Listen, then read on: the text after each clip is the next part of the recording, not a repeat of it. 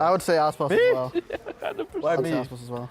Because you're gonna be DMing yourself, bro. You're gonna be playing ranked yourself, bro. You're not gonna care about the Bro, team. you will be coaching and then you will say, you out, I play. Okay, well, I guess we all agree on that Clear one. answer. Your answer. Erasing. Well, thank you guys so much for calling each other out and sharing some of the lore. That's it from us over here. We're going to be heading back over to the show. Thank you.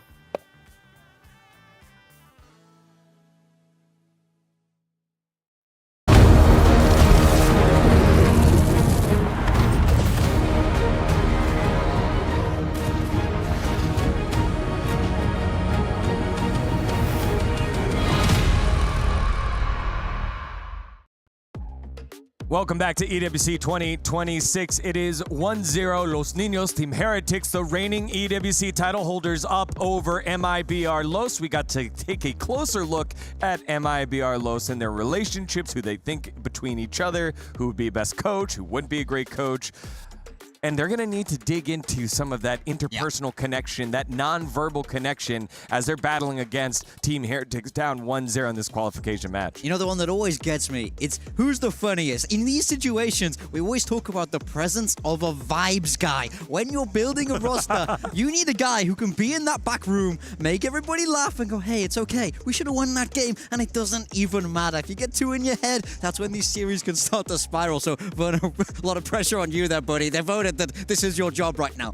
I think that they did not necessarily have to go together. What if you're like very funny when you're in a good mood, but then on match day you shut down? That's true. That happens. That happens. Hey, that's a bad trait. That's a bad trait to have as a player. Let's hope it's not that. What is the vibes guy? When you think of vibes guy across your career, coaching big time, and then for you, Kukuka, in terms of casting, who are the vibe guys? When I worked with Texture was one of the funniest guys I've ever got to work with. He's incredibly funny. So, yeah, it really does make a big difference. I feel like when you've got a vibes guy that's good, you know, you feel so resilient. To me, the funniest caster is Pansy. She's incredibly funny. She has the most contagious laugh ever. Like, doesn't matter. Sometimes I'm walking around the studio because I'm doing something and she's casting and she starts laughing with Hypoc and I just have to stop and laugh because it is impossible not to. I think that those two, yeah. Well, the vibes need to be high for both these squads. Team Heretics trying to punch their ticket to the playoffs and take that top seed in their title defense of the first ever Valorant EWC title.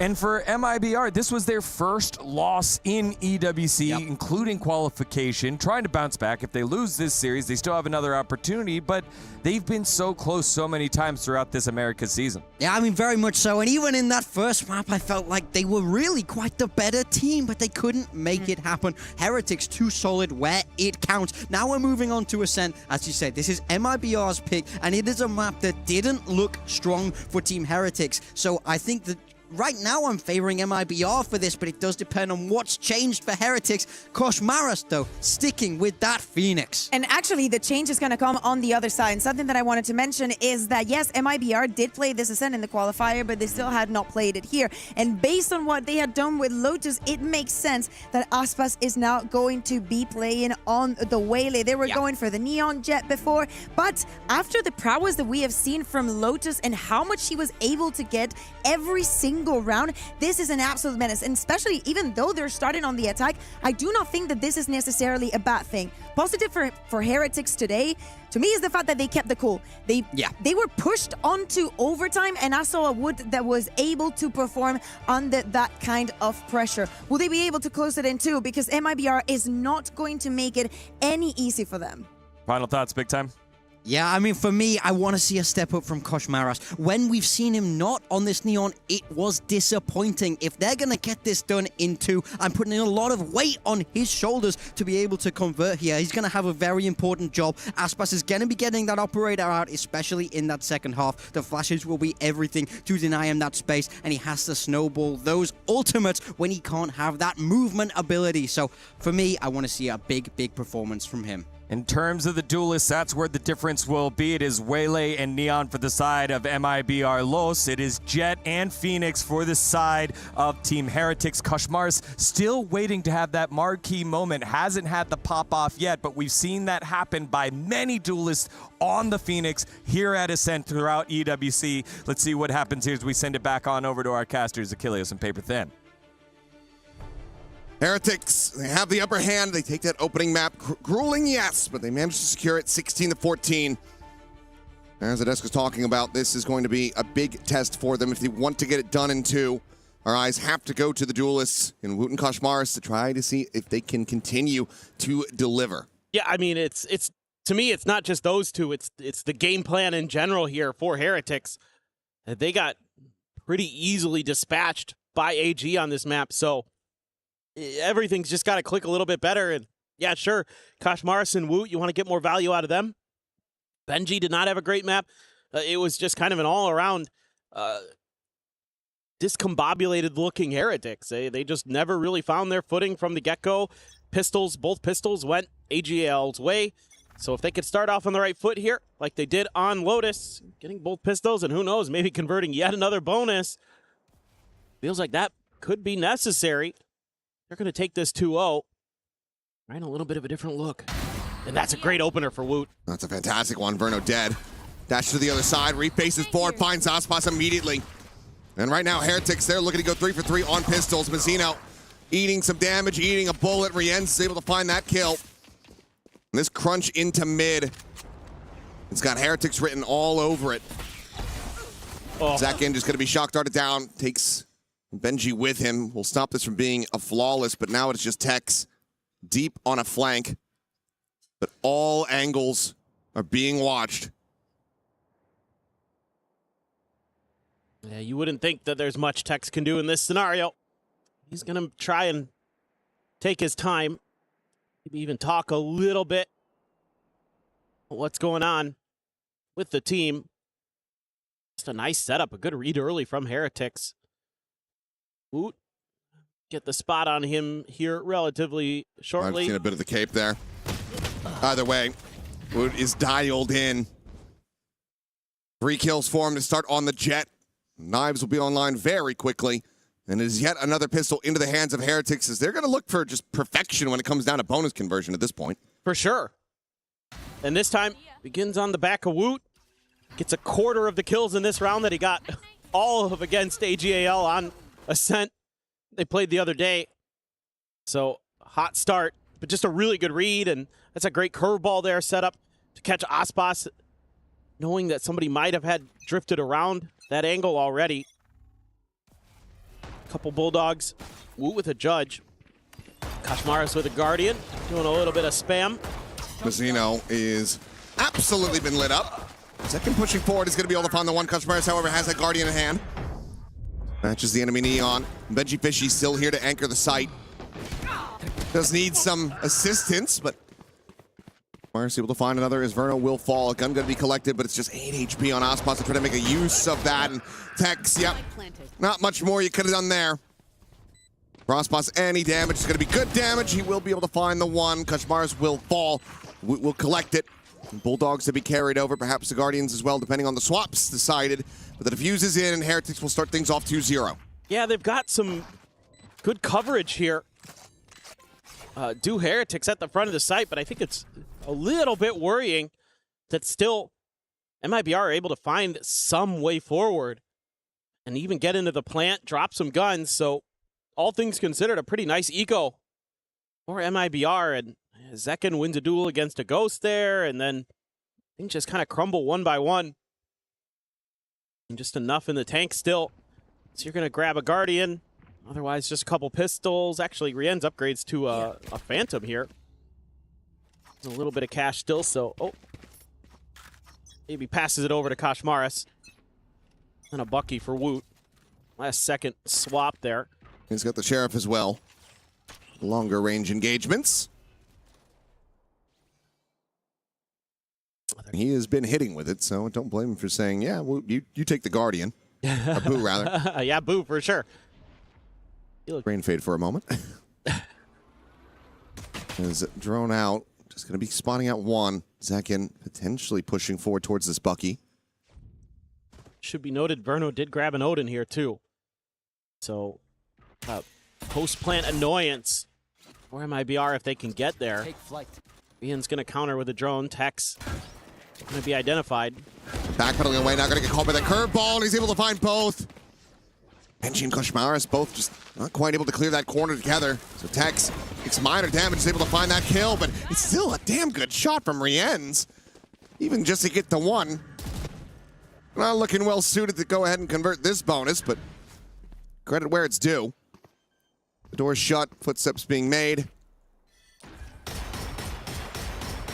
We will just look to weaken this, clear it out. Silently repositions back towards Alley alongside Woot. That one's been burned, so just looking for a target, but Oddspot's dialed in on the angle. Has it ready to go. Now it's just down to Boo, trying to see if he can find some more damage, and he does. Clean one tap, and Boo, you can't be doing it again. They haven't gotten an anti-bonus yet. Time is going to be gone here for Boo, but he could absolutely take all of the guns out of their hands. Or at least one more. Here's Verno, who's going to try to run him down. Pre-fire will go through. The headshot will connect, and MIBR will get themselves on board in round 3, but still ends up being quite costly. I'm pretty sure that Koshmaris threw his hot hands and not a curveball around that corner when they tried to swing. How'd he done? Watch it again if they show it in the replay. No. Nope. Darn it. You know what? You're because right. it was an overhand throw. Oh. And I think he might have, I don't know if that's intentional or not. Hard to say. You know, you never know if they just assumed that Tex was going to beeline it back and that they were going to catch him. Have to scrub it back on the Vaughn. Give it an investigation after this round, perhaps. A dive in. Koshmaris going to be eating quite a bit of damage. That Shorty just can't quite confirm the kill. Clear the trip. Koshmaris now going to be realizing that he is surrounded. Could just tap the door switch. Prevent that flank from coming through, but for now we'll leave it open. And yeah, did get the spot out. Knows that Mazzino had scaled forward.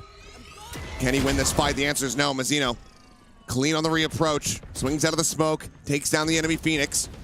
Swoot now on the arrival. Has the op in hand. Quick peeks. Finds Aspas. Tex now going to be taken down as well as Boo. Holding his own at hell. Gets himself a second. Another backstab is in from Benji. And Heretics move up 3-1. Oh, what a retake here from Heretics. The push and the pull. So good. And the instant shot from Woot, who has been really on point so far here on Ascent. That is insane. And then the rest of the team just working in conjunction. And Boo, another big double kill. Absolutely ridiculous. That means you're going to be able to push MIBR onto a very weak buy. Aspas going to have the hero rifle. Was I right? We'll go over that in a moment. I did scrub back through the video. It's a little bit of a yes and no. Oh, okay. And second for now, going to be contained, not wanting to push out of this cage blind. Recon as well, layered just to further keep them in position. And now the Molly layered in, and this has just been such a clean slam of the door, Whoa. but clean shot from Aspas, finding Woot, getting rid of that operator. However, the kills in reply, going to be looking damn good! As Benji Fishy tries to find the 4K, he cannot, but Verno just down to 5 HP.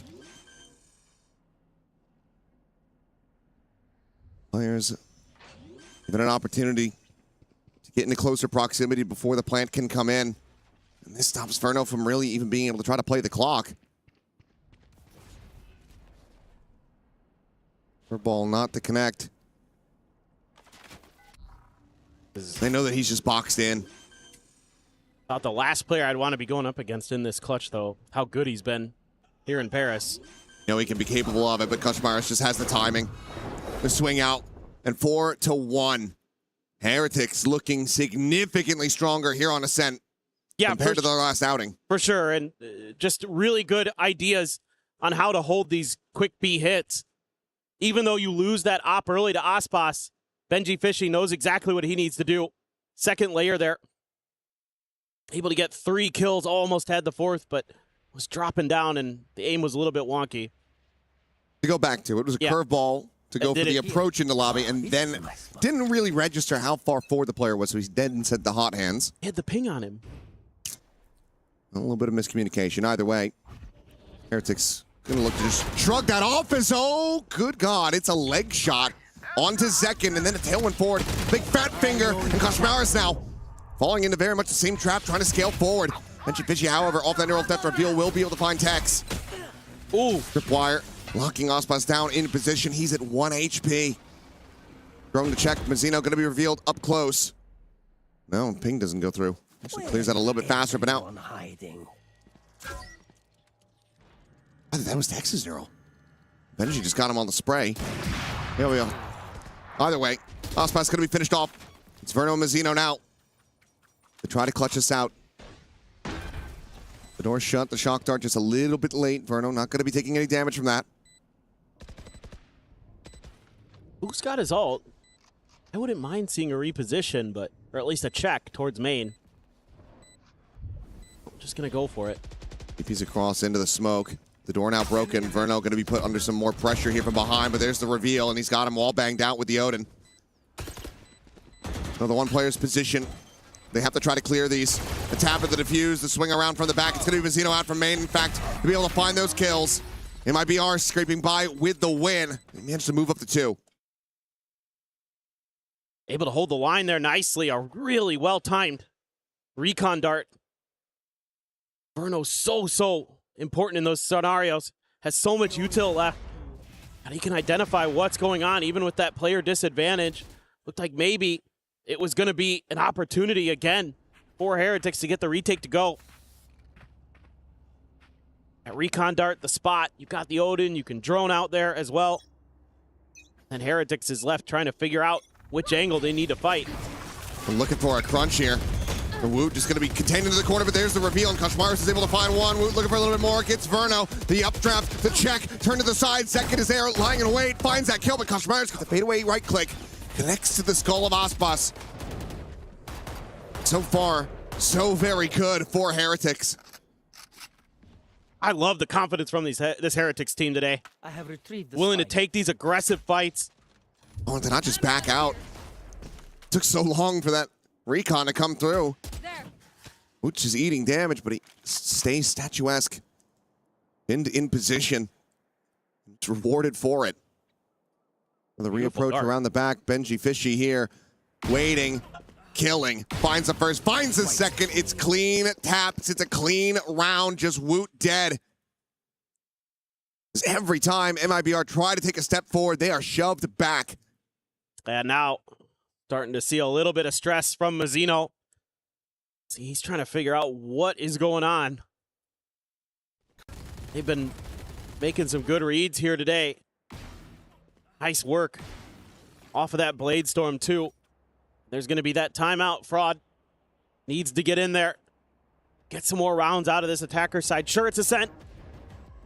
But with that Waylay Neon, certainly feel like I would assume that in scrims, your attack side goes relatively well, more often than not. So you need to correct course quickly. Figure out how you can get some more value. So far, some of these dives from Ospas, the positioning from Heretics, especially on that B site, has been really good at shutting him down, not giving him opportunities to really get value.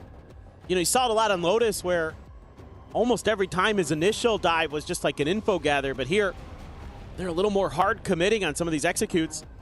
And Heretics has, more often than not, stood up to the test.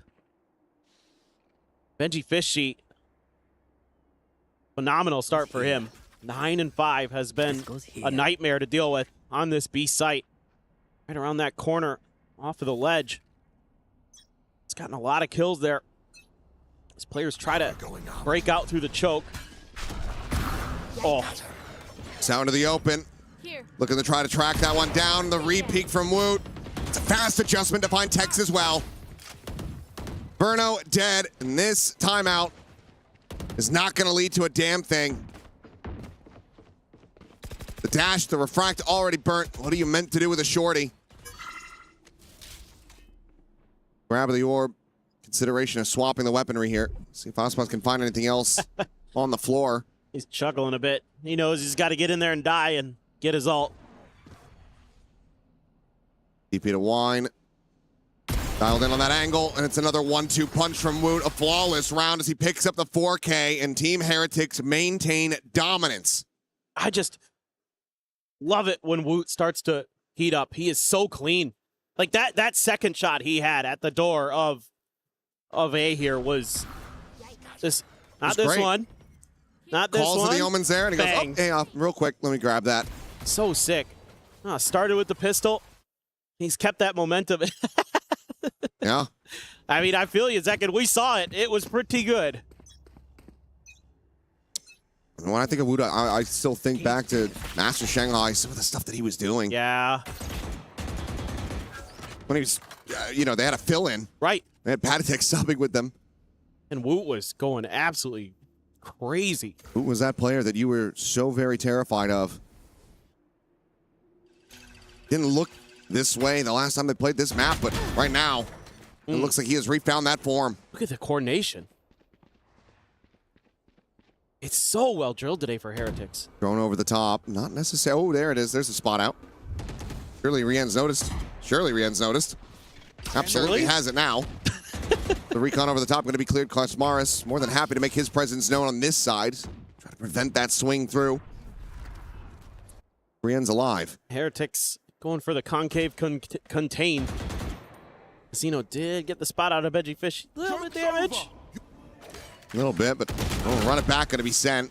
Zeno will be able to strike him down. Paranoia over towards Benji's side. Kosmaris, however, just refaces forward. And Zeno was not ready for it. Verno now dead. Second gone. Kosmaris finds himself a second. Aspas will refract back over onto Cat, but he's just completely contained. Nowhere to go. No way to fight back.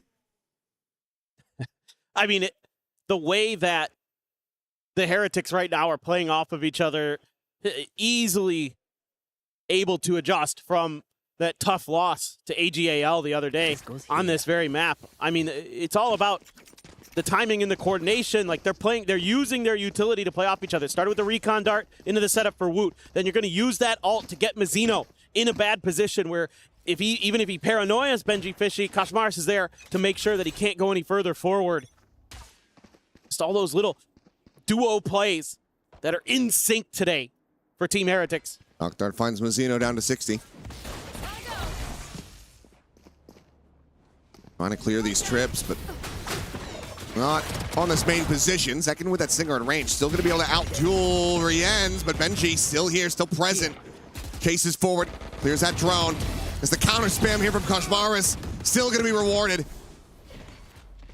Silently repositions, doesn't have the util to try to heal himself back up, but it just doesn't feel like it matters at all. So much damage dealt, the weaponry not there for MIBR. So Aspas now dead. Kosmaris refaces, looks to try to just get that double spray down, but the Tex will be able to find one more. Just a matter of time, and yep, will be Boo. Out from Alley. Come away with the kill. And MIBR, I think you have to call that second timeout. It's a tough pill to swallow. But the team right now, they are drowning. They need a life raft. No doubt about it. This time they try something a little bit different. Send Zekin out first. And even though he's able to find one, Benji, with a cheeky little maneuver around his cyber cage, able to find the kill onto him, and the rest of the team is gummed up trying to get out of that choke. Because Heretics has a couple other players there. Like to see something behind this convergent pass from Aspas. He's been sitting on this for a couple rounds. Verno went away. Tex went away. No life raft, though. Well, you got to inflate it. They might need the whole Coast Guard at this point to try to rescue them. See if they can get it done. Like you say, a lot of these ultimates just on the cusp of being available. Face forward. There goes one of the ults that you got. Who just absolutely bodies Aspas there at Tree. That was incredible. Flash not really going to be connecting, but Boo again refaced. They're just playing off each other. You peek in, you bait, I swing, I kill. Verno, burnt down to 60, just trying to go on this approach. And what real space have you taken? None. It's all lost. The spike now on the floor.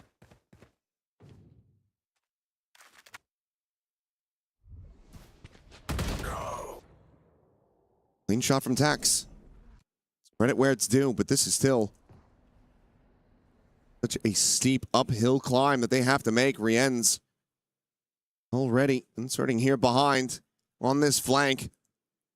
Cue Mike the can be jaws grabbed up, music. but yeah, how are you meant to get to the site? You're not at all. Riens will not allow it. Heretics. And get themselves a 9th round win. Looking to make this 10-2 at the half. Well, the life raft has holes in it, and unlike the cartoons, does not make it go faster. It just... Oh, this is like when they pull a parachute and an anvil flies out of it instead. Exactly. They're just sinking. It is incredible, though. But you hit the nail on the head, man. And the thing that I've been seeing this whole map is the coordination with the players. The push and the pull, the bait and switches.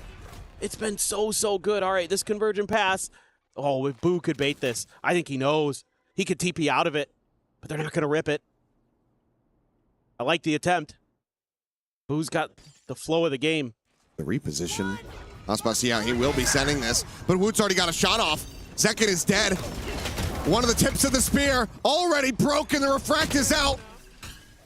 Molly over towards main. Kashmaris, that's just the ult. They can't find a kill. Tex contained by this trip. Woot still dialed in on the angle. Or will be once that smoke does fall. Kashmaris is able to find Aspas. And at the moment, MIBR just feels like they can do absolutely nothing right. Heretics have their number at every twist and turn. 10-2 on MIBR's map pick. What a glow up since we last saw them on this map just 2 days ago. Everything looking so much better. Now, to be fair, we didn't get to see much of their defender side against AGAL because it ended relatively quickly. But they're able to correct so much in such a short amount of time. And going over to this attacker side, if they've made similar adjustments, then they're sending MIBR packing. And they're sending themselves into the playoffs. I mean, at this rate, given that all of the pistols have gone the way of Team Heretics, and for the analyst desk, if you're still in the green room listening to this, you might as well just come back out here because I think you're going to be on pretty damn quickly. Oh, we'll see. We'll see. I'm not counting the chickens just yet. They haven't hatched, but you got to count the chickens that MIBR don't have. They have 2 chickens. Oh, we're starting backwards. That's not a lot of chickens. It's better than none. It is a set, man. I'm holding out a little bit of hope. I'll be the good cop here to your bad cop in this one. I'm still holding on hope. Okay. Not really, but you know, for the fans, I'm letting it be out there. They need to make this 10-9 for me to start believing. Oh, okay. So it needs They to be. got to string it together. Yeah, it needs to be the next 7 rounds consecutively. Okay.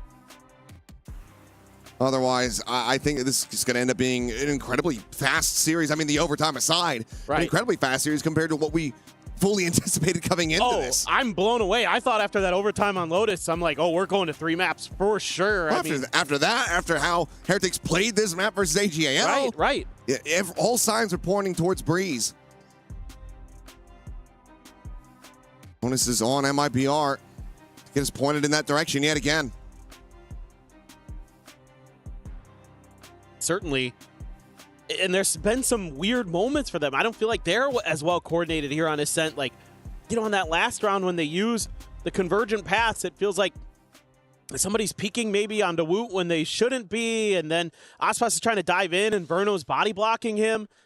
Just some really kind of uncomfortable moments where it feels like today, whatever juice that MIBR had against GE drained out of the cup. They're going to try something a little bit similar, a mid-crunch, but it's from a different area. Upper runneth empty. See if they can find something here off this, but it's a full flash connecting on to Aspas, and he's completely alone and isolated at bench. Zekin now trying to peel back some of that pressure. It's a clean shot to the back of the skull to take down Kashmaris.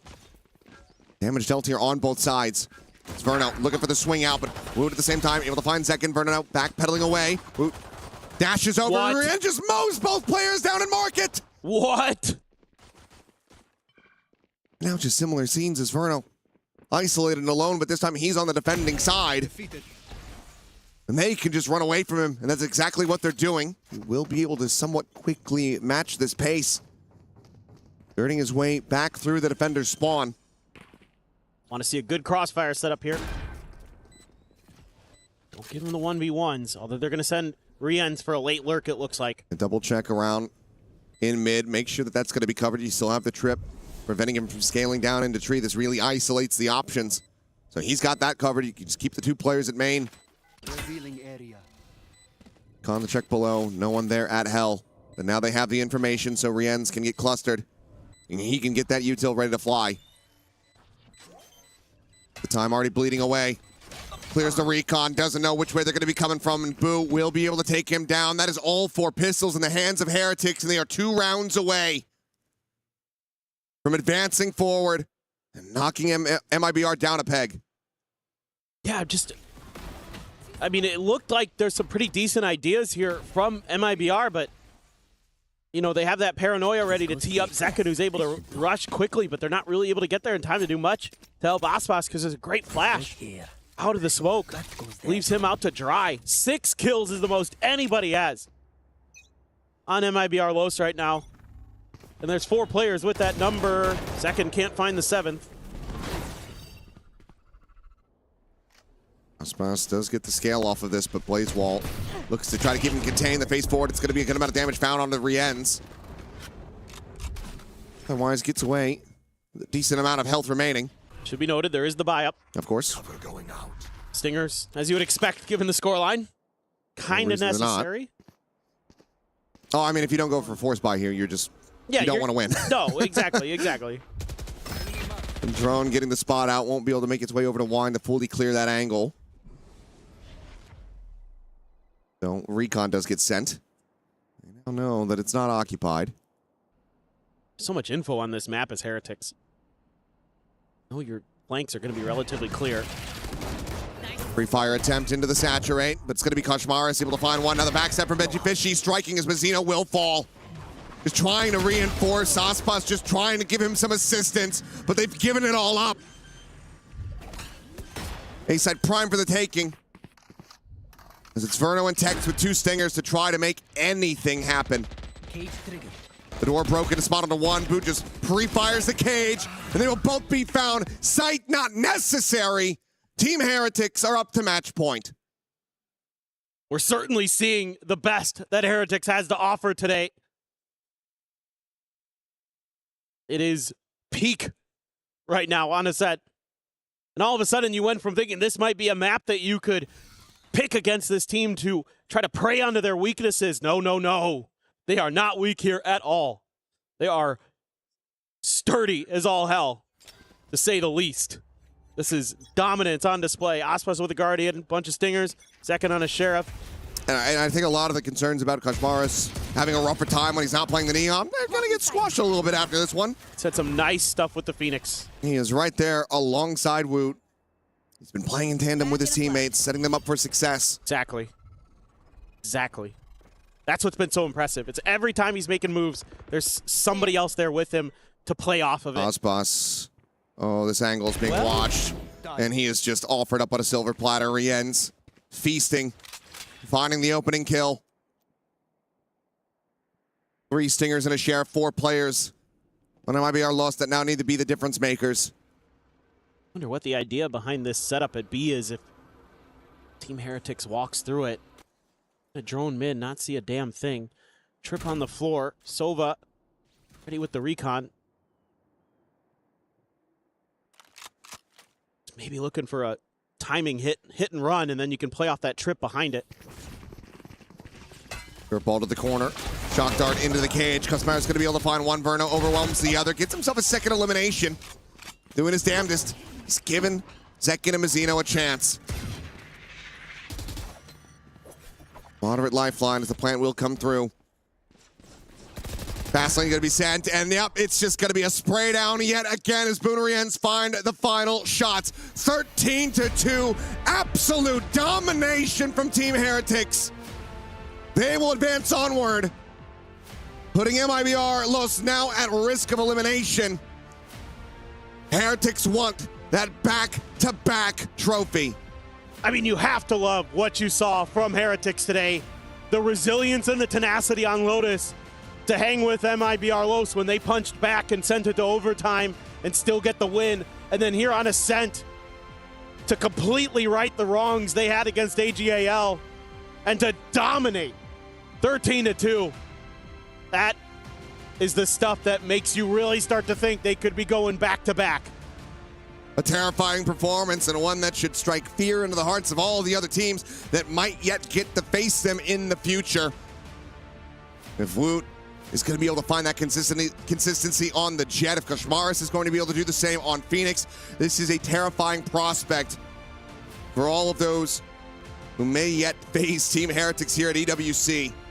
But it's a big performance from everyone across the board. Benji with his moments, Rienz, of course, looking dominant, but Boo as well. Sometimes a player under a bit of scrutiny. He absolutely delivered. He guided his team to the victory. And now to break it all down, I'll send it back over to Digon and the desk. Maybe a bit anticlimactic, but very emphatic. It is the title holders moving on to the playoffs. Team Heretics takes care of business against MIBR Los in a dominant fashion. As we are setting ourselves up for an interview with one of the members from Team Heretics, Digon here alongside Kukuka and Big Time. That was Achilles and Paper Thin on the cast, and a great one as well, but one of the shortest ones we've had so far. We had different ideas going into this Ascent. Definitely Heretics learned from the last time that they played Ascent. What a performance coming in for Wood. I know that we could see it definitely at the end of that first map, at the end of Lotus, but the fact that he is able to translate it into the Jet performance that we've just seen on Ascent, amazing. A 13-2 against MIBR. Many of those, they didn't stand a chance. The way that the Heretics was holding the positions and not giving them anything was insane. I mean, that's the big thing for me. Yes, they were amazing individual performances, but I think the game plan was so solid. You saw how dominant that defender side was, 10-2. Only one of those rounds was won through defuse, because what would happen is they force out Asper's refract and they hold the chokes. There's no way to break it after that, and MIBR could not find the answer. Lovely work from the backroom staff there of Team Heretics, really showing their worth.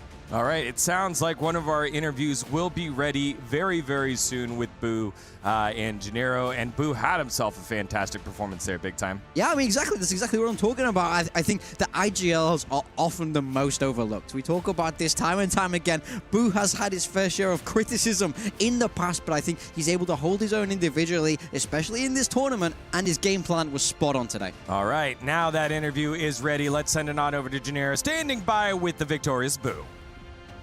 Thank you, Digon. Boo, that was a phenomenal performance that we've just seen. 13-2 against MIBR on their own map pick. Were you surprised when they saw they picked Ascent against you, considering your win rate in VCT MEA? I mean, maybe not surprised. We just realized that they thought maybe it's our weakness because we lost it before to all gamers.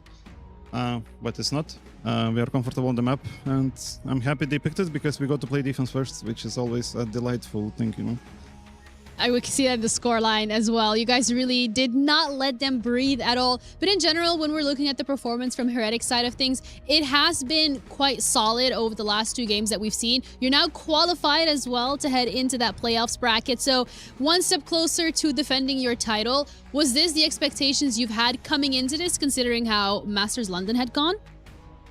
I think our expectations for the tournament was to repair the damage that we did in London. I mean, okay, it sounds maybe brutal, but I think in London we overworked, we focused on the wrong things, and this tournament was meant to get back on track and then see, you know, the results here are like a benchmark. Are we doing it well or not? I think so far we're doing it well. And yeah, I mean, we know we can win. I think others know that we can win. They can see from the games. So yeah, I think we're just gonna play it game by game. Same boring stuff as always. Stuff as always, but it's working this time around. So I'm happy to hear as well that you're looking at improvements, considering how Masters London went, and bringing that improvements into EWC. So looking forward at the playoffs, looking at the fact that you've already qualified, is there anything in particular that you feel like you still have to really focus on once you're on that stage in front of the crowd? Yes, I mean, micro and comms between us. You can never be too perfect on those things. Like, those things that matter, those things win, you know, the overtimes on fifth map and stuff like that. That's our main focus, because it has been our weakness in London. It is something that we're not sometimes struggling on scrims as well. So that would be the thing we focus on the most. And in terms of macro, we are smart, we know what to do. but it just, once I call something, we need to execute it. That's the main part. Well, thank you so much for the insight, and congratulations again on winning and going to that main stage. That's it from us over here. We're going to be heading back over to the desk, so Digon, take it away. Thank you very much, Ginny. As you know, something I like that Boo said there was in London, it wasn't a lack of the effort. It was the incorrect preparation, and that truly led us to our downfall. And here is the benchmark of the work since then, and we've focused on the right things, and now it's clearly starting to show. It's difficult to be Team Heretics. It is difficult to be one of the teams that has been, you know, at the top of the Valorant scene for so long, because the path has not been written. There is not a clear structure that you have to follow on how to progress once you've been together for 3 years. How do you keep improving? How can you go over and surpass the performances the new youngsters are coming, that the new metas are bringing from each corner of the world? That is one of the questions that Team Heretics had to answer for London. Couldn't find it, but it's so good to see that Boo is aware of it, that they have spoken about it. Also, super happy to see that cheeky smile when he's like, oh, it's nice to start on the defense on a set. I mean, for me, I think I love how honest he was, where he said, you know, we overdid it in London. We overworked ourselves. They used that prep time and they trained a little bit too hard, pushed themselves so that they weren't ready for that when they came. So you can see the levity in their gameplay here today. See them having fun, shouting on that stage, and that's when this young squad is going to be at the best. All right, well, it is a victory here for Team Heretics. And again, it was just so dominant, given how close that first map was, that it was surprising. And another example of a map pick getting turned around on its head. For MIBR Los, things to build on from that first one, really a throwaway kind of map here in map 2 as they go on to the elimination match. Yeah, I mean, I think they were outclassed from a macro perspective on this one. They're going to watch this game back, and it's going to be immediately obvious what they should change. So yes, that's good to find out. The pistols. But I mean, is it the pistols? I mean, the pistols are part of it for sure. The pistols are a part of it. They won't be pleased about that. But ultimately, I think they do have to take that back to the drawing board. They do have to redefine how they want to look at this map and get ready to move forward to that decided game. They're not out yet. One more chance for them, but they need to recapture that magic that we saw from them in their opening series against Global, not this one against Heretics. I think that the Lotus is what they need to take out of this match. Yes, they didn't win it, but they were incredibly close. If they were not for the pistols and the bonuses, do not get in your head. I don't know if it was because they got too confident because of the win that they had against Global Esports, being like, if this is the form that we're going to bring and this is where we're going to be finding in the tournament, it's going to be an easy walk in the park. I doubt that that is the case, but I think that we all hope that this is an MIBR that bounces back incredibly quick, because it'd be kind of sad not having them in playoffs. Yeah, it would be very difficult for them to have such a flawless run in Americas in terms of the qualifiers, and then stunt on out. They will play the winner of AGAL and Global Esports, and Global Esports decided to wake up, won a couple of rounds there, and making it despite being down 1-0 against AGAL. That will be tomorrow's elimination match for MIBR. But we've got an elimination match right now. Rorgar and the rest of XLG going up against G2. We'll have that and set that up for you in just a bit.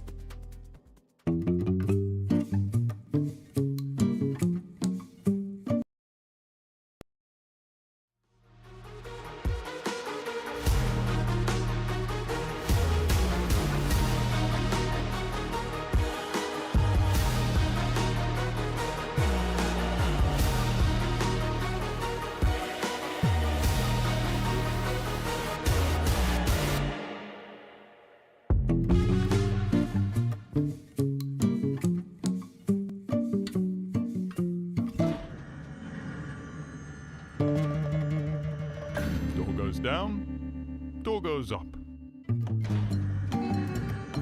Door goes down. Door goes up. Door goes down. Door goes up. Door goes down.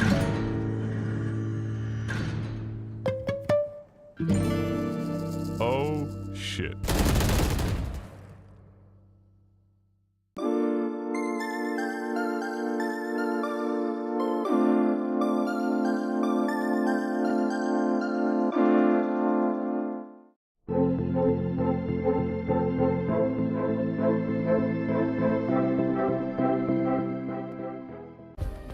Play is in our DNA. Whenever we let it out, it becomes our superpower. Now imagine an entire city being built to supercharge it. Kadir City, powered by play. We were there. For every click, every clutch, every respawn. We were there for the years of grind. And we're here. Now. The proud founding partner of EWC. Powering the biggest event in gaming. Shoulder to shoulder with the world's best. Making history. Greatness deserves a stage. Lenovo Legion. Reach your impossible.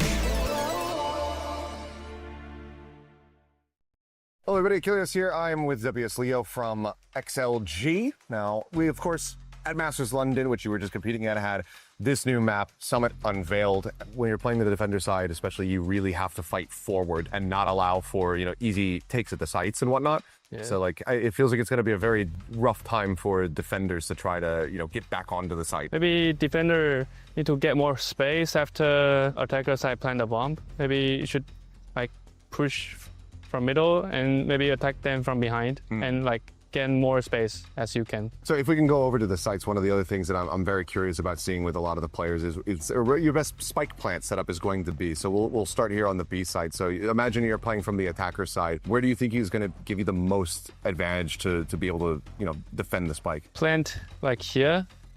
Just outside the box. So you have to inch in a little bit more. So actually you can defend from this angle, you can hold from this angle, or you can even take here, and also you have left lurker here. You can also see bomb here, and if you want to push, if they didn't break the door, you can also shoot from here, and you cut the half of the radius of the spike, so then you can only defuse from here, this angle. Do you see this being double controller map, double duelist map, double initiator, or maybe something completely different, triple initiator?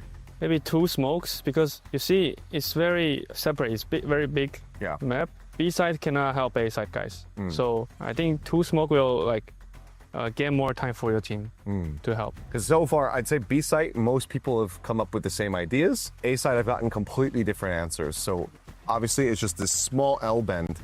Where do you think is the best place to plant the spike? Most of player might be planting here for safe plan. But I think most valuable plan might be here, because you see this angle can only be hold here. It's very bad plan, I say. So maybe you plan it here and make your team maybe keep pushing till CG. Okay. So you can have this angle, and you can also have sight. So you get more space. Win rate is more higher, I think. I think that just about does it. Leo, thank you so much for joining me for this one. Best of luck here at EWC as well as in Stage 2. And can't wait to see XLG back on another global stage. Thank you very much. That's it from us. Thank you, guys.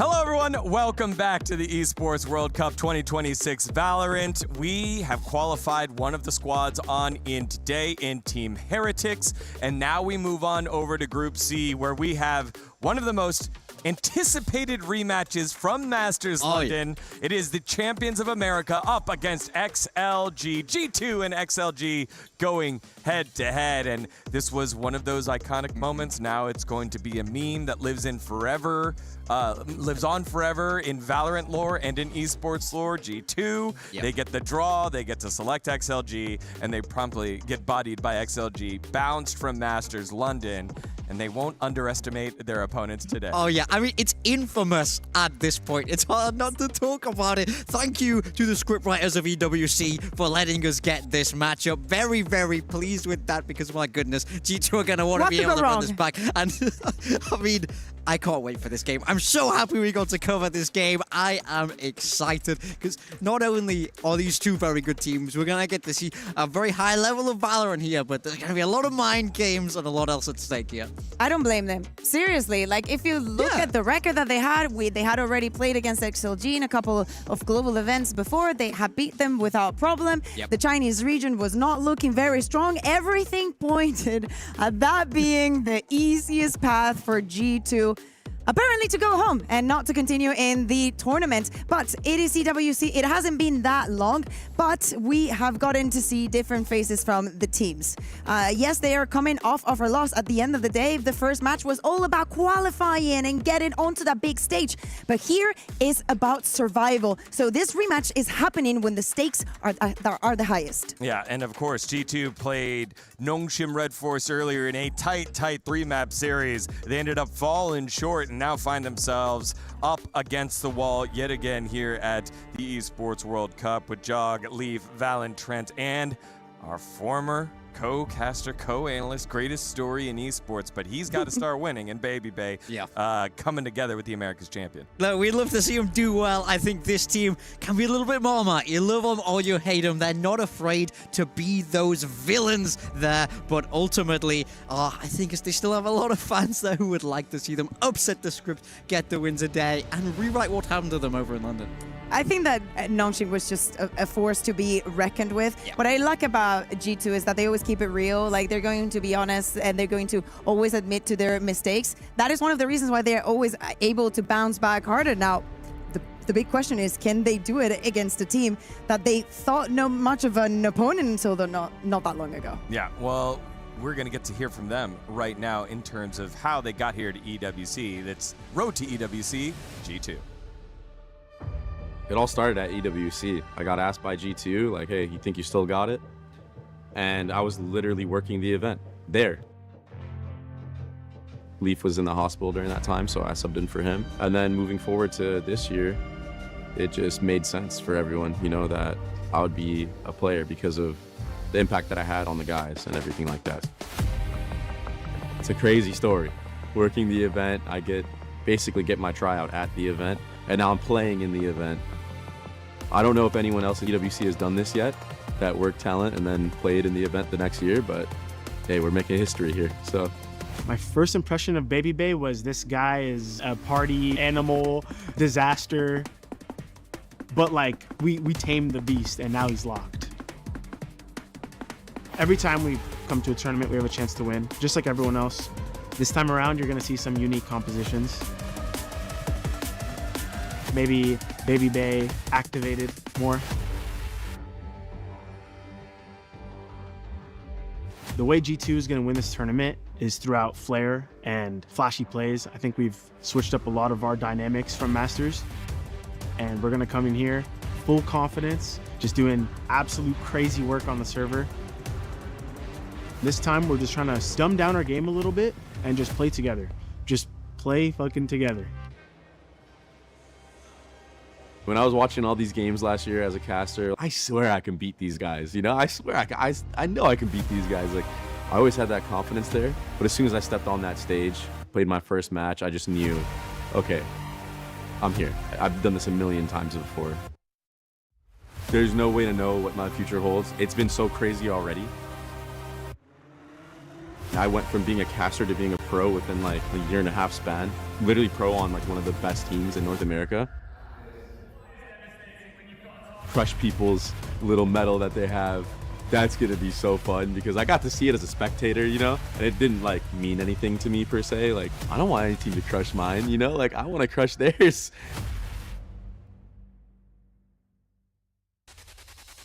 Again, one of the greatest stories in esports, after being out for a 1.5 years, comes back on in, wins Americas multiple times, now looking for that international stage success, RG2, and standing in the way is XLG, the team that felled them first over at Masters London and surprised everyone, given the fact that XLG just qualified on in from VCT China Ascension last year, and then that was a lot of the intro to the world on an international stage for this squad when they qualified. Look, I think this is a team that I've always been able to do well domestically over in that CN region, but then when they went international, they couldn't find that confidence. That was always the story. You would talk to Raga and he would go, yeah, I'm not that good. I'm just, I'm fine. I'm not the best duelist ever, and you know, that is what it is. And it's like, get some confidence. Then in London, we see that confidence start to come into play. You see them not only get out of the group, they manage a top 6 finish, which is incredible for this roster, and part of that was, of course, taking down G2. G2, I don't think we'll be underestimating their opponents this time. They know full well the power of XLG. And on this new era of Chinese teams where EDG is struggling to stay on top, we have an all gamers battling all the way throughout. We have an XLG that keeps improving their placements in every single one of the global events that they attend. They start to get very, very scary. One thing that I love about G2 is the fact that although there's a lot of teams in Valorant that suffer from success, like you can attribute what happened yesterday to Paper X on that side. Oh, we're jumping straight onto the maps, and Lotus is going to be the first one.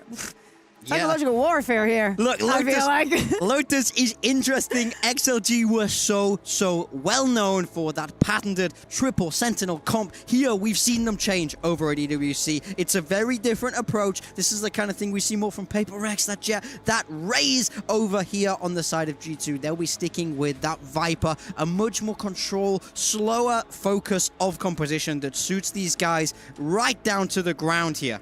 Yeah, exactly. No Sky this time around. Also implementing the Vice, another team that does not include the Viper on their lineup here for Lotus. It wouldn't be the first time that XLG surprises with something, but obviously, as Big Time was saying, after not having the triple sentinel, it did not look good, and it looks like this one is only going to be harder. We kick things off with Lotus. We'll go to Breeze, then Fracture if a decider is needed. G2 and XLG playing for their Esports World Cup Valorant lives. Only one will move on to the decider match tomorrow. Let's get into it with the picture of a man. It's Mitchman and Tom. A picture of a man the people at home can't see, but it was a picture of a goddamn angel. Welcome, folks. G2 versus XLG. This is a rematch from going back to the last international event, and let me tell you, G2, although they used to take the dub against XLG every time, Last time it was a different story. Now back for revenge. A debt has to be paid. But XLG want to keep running up the numbers. Attack side. Start towards this B site. Smokes out. Dive in.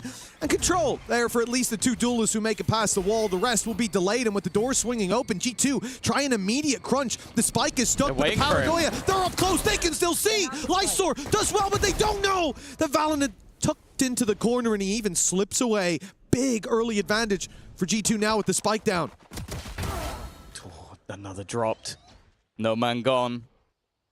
Leo is still behind though. Might be an additional snake in the grass, but he's going to give away his position. Raga has managed to go in from behind. It's almost like a retake onto the defenders, but instead they will win both fights anyway. A pistol round for G2. And I don't know, if that's going to be how the rest of the game goes, this is going to be an explosive one.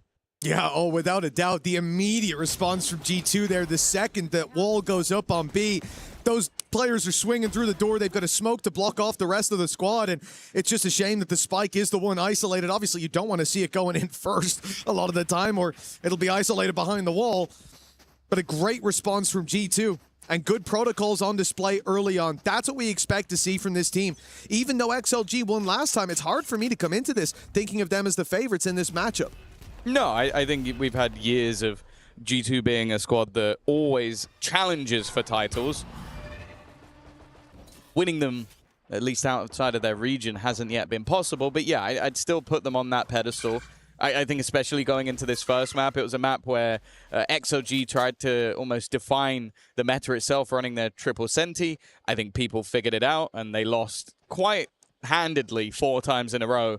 And now they're trying to reinvent the wheel. And I like the fact that G2 are not shying away from this matchup at all. This has been an incredibly strong map for them, both regionally and versus XOG as well. So I think both squads will be coming in with a map that they feel confident on. Already, though, a little bit of additional damage in a round where expectations are pretty much 0. Oh, for a moment, I thought Lysor might just give them a lead in this round. He certainly had the chance. But a few shots not landing was the difference. Players on the B site ready to crunch up behind as pressure's put on to Jogamo. XLG look to run it down, but being picked apart, and damage will remain at just 1 player lost. A fine round in the end for G2, but even looking at the health bars and with how the round played out, it definitely looked like they were going to pay a bit of a heavier price for that round. Yeah, for sure. I think that ultimately they come out with it clean enough. And now we look towards XOG on this map. As I said, they're trying to find a new footing in terms of what they actually want to be playing on Lotus, moving away from that triple Sentinel comp, even moving away from what I believe they were running last time as well, now bringing in a Vice, like trying to figure out what works for them. And sure, that means that for G2, reading what they're actually going to be doing might be a little bit more difficult, but I think it also kind of shows where XOG are. If you're having to change game to game what you run on a map, I think there might be a few problems there. And they also did lose 13-1 last time, so you can kind of understand why they changed things. That starts to add up.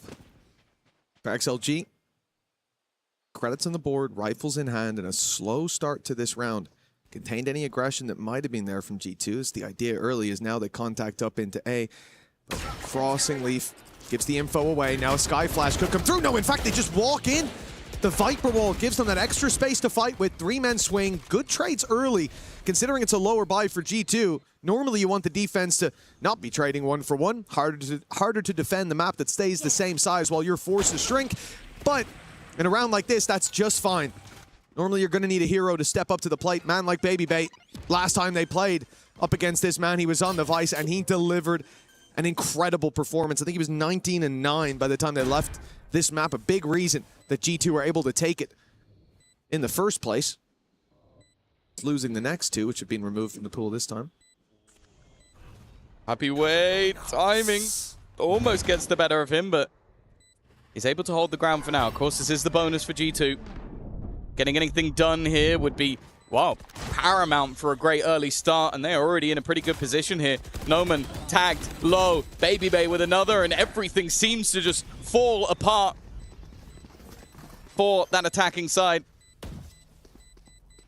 And with a bonus victory, and I'll be honest with you, it wasn't even the best bonus. There was like a stinger in the mix. There was quite a few vulnerabilities. I believe only like one like primary rifle and a bulldog. Yep. And they managed to come out with 3 players alive, upgrade all of those guns, and win the round. Like, I think G2 are going to be incredibly happy with that. Well, yeah, I think they just set a trap nicely towards A main that wasn't really expected. You see the Viper wall that's in position. It's a normal Viper wall. It's nothing special. It's nothing unique.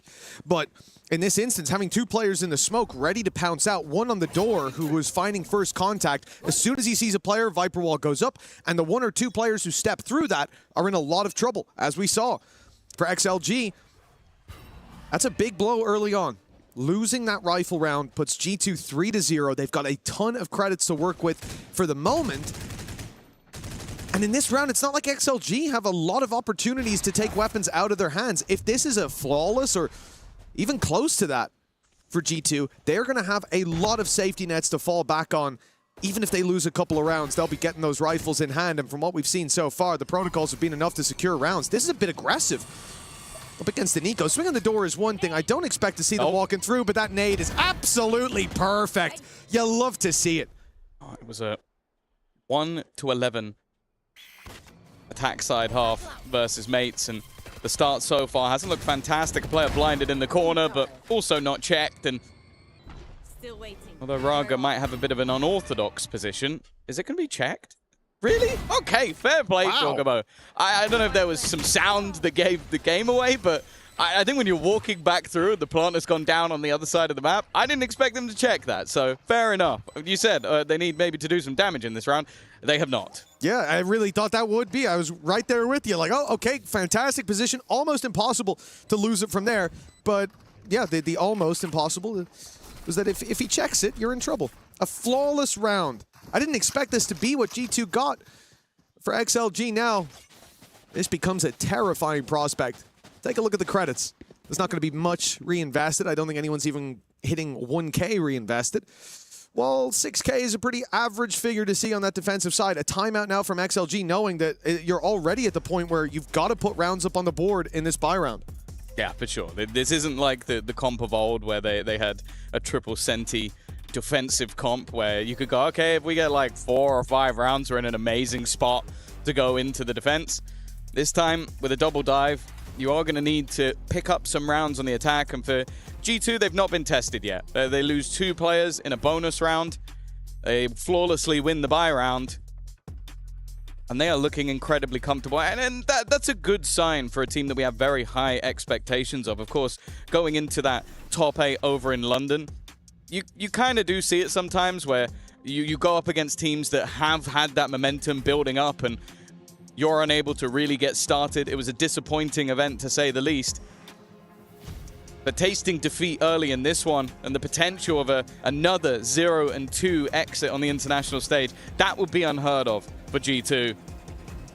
And for XLG, well, they'd need to do the double over them in back-to-back events. And I guess this time at least, I don't think G2 have come in underestimating their opponent, especially when you became a viral Valorant meme.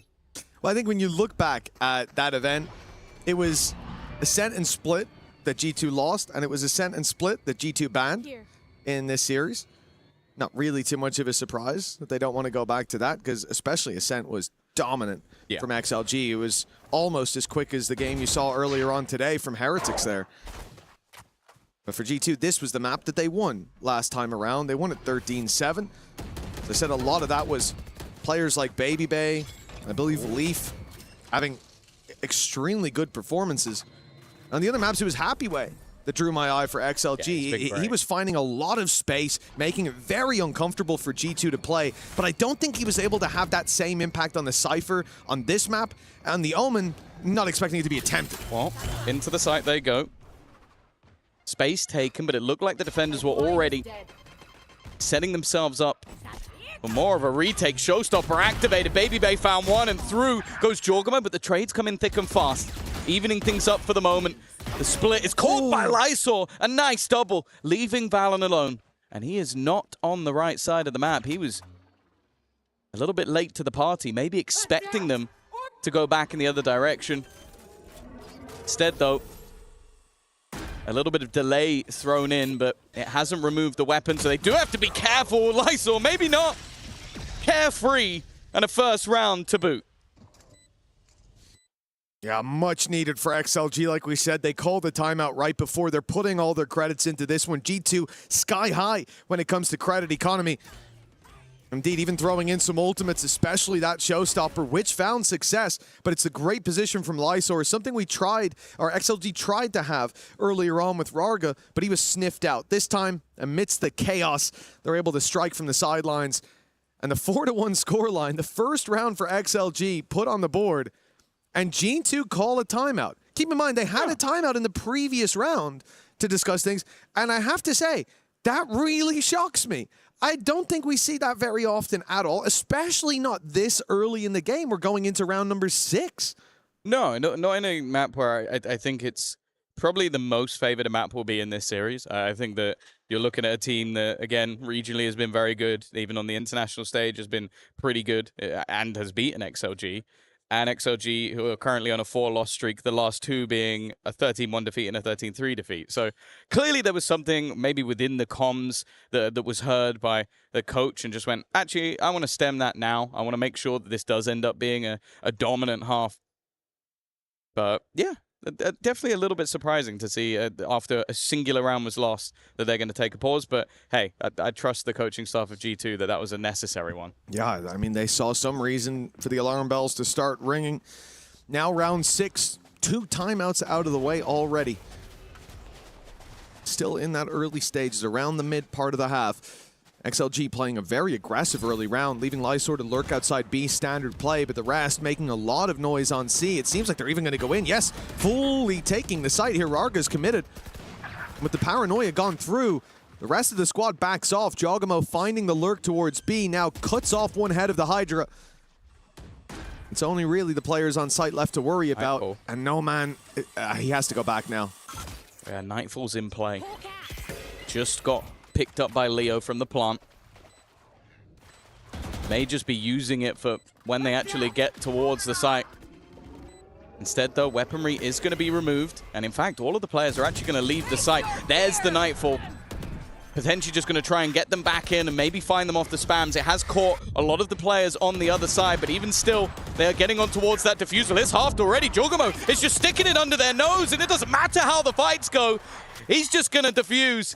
Valen does clean up everybody else in the end, and well, XLG from a post plant, I'll be honest, they get barely anything. It's rare to see the plant in that position, I think for a number of reasons. Take a look at the position that Jogamo just defused from. He's up on top of the wall, way outside of what you normally consider the radius. Even if you're spamming at head height, you're not spamming it where his head is because the wall gives him a boost. Normally it will be the corner because the main problem with it isn't what I just mentioned. That's an annoyance. The main problem is you have to swing so deep to get an angle on that. G2 had 4 players or 3 players standing there taking a brawl, and you had to swing through their sightline to then get a shot through a smoke onto a guy who's in a weird position. Okay, that was a mistake. Immediate showstopper. This is a round where they're trying to use the ultimates to pad the gap. Valen has already managed to do well, but they are still standing their ground, even with showstopper activated, but maybe it was just a bait. Noman doing better with the rifle. He's left on 22 HP. Has to try to make a surprise play up the top in the smoke, not even on the usual side of it. But getting out of here, you're rolling the dice, and okay, well, he's managed to slip into the corner at least. He could have an angle. In fact, we can see he could get a kill, but instead he's looking towards Leaf, and he swings out wide, gets caught. Leaving one man to do it all, the one who was the snake in the grass, who caused so many problems for G2 on the maps that they lost last time around. But he'll be left alone with 35 HP and still needing to find a plant. I like this, though. Grouping up together, not giving him that headshot angle. We've seen it many a time.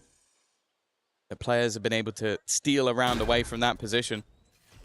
I'm expecting maybe the operator to go first. Leave a bit wider. That could give an opportunity, but never mind. If he just gets the kill, it will end the round anyway.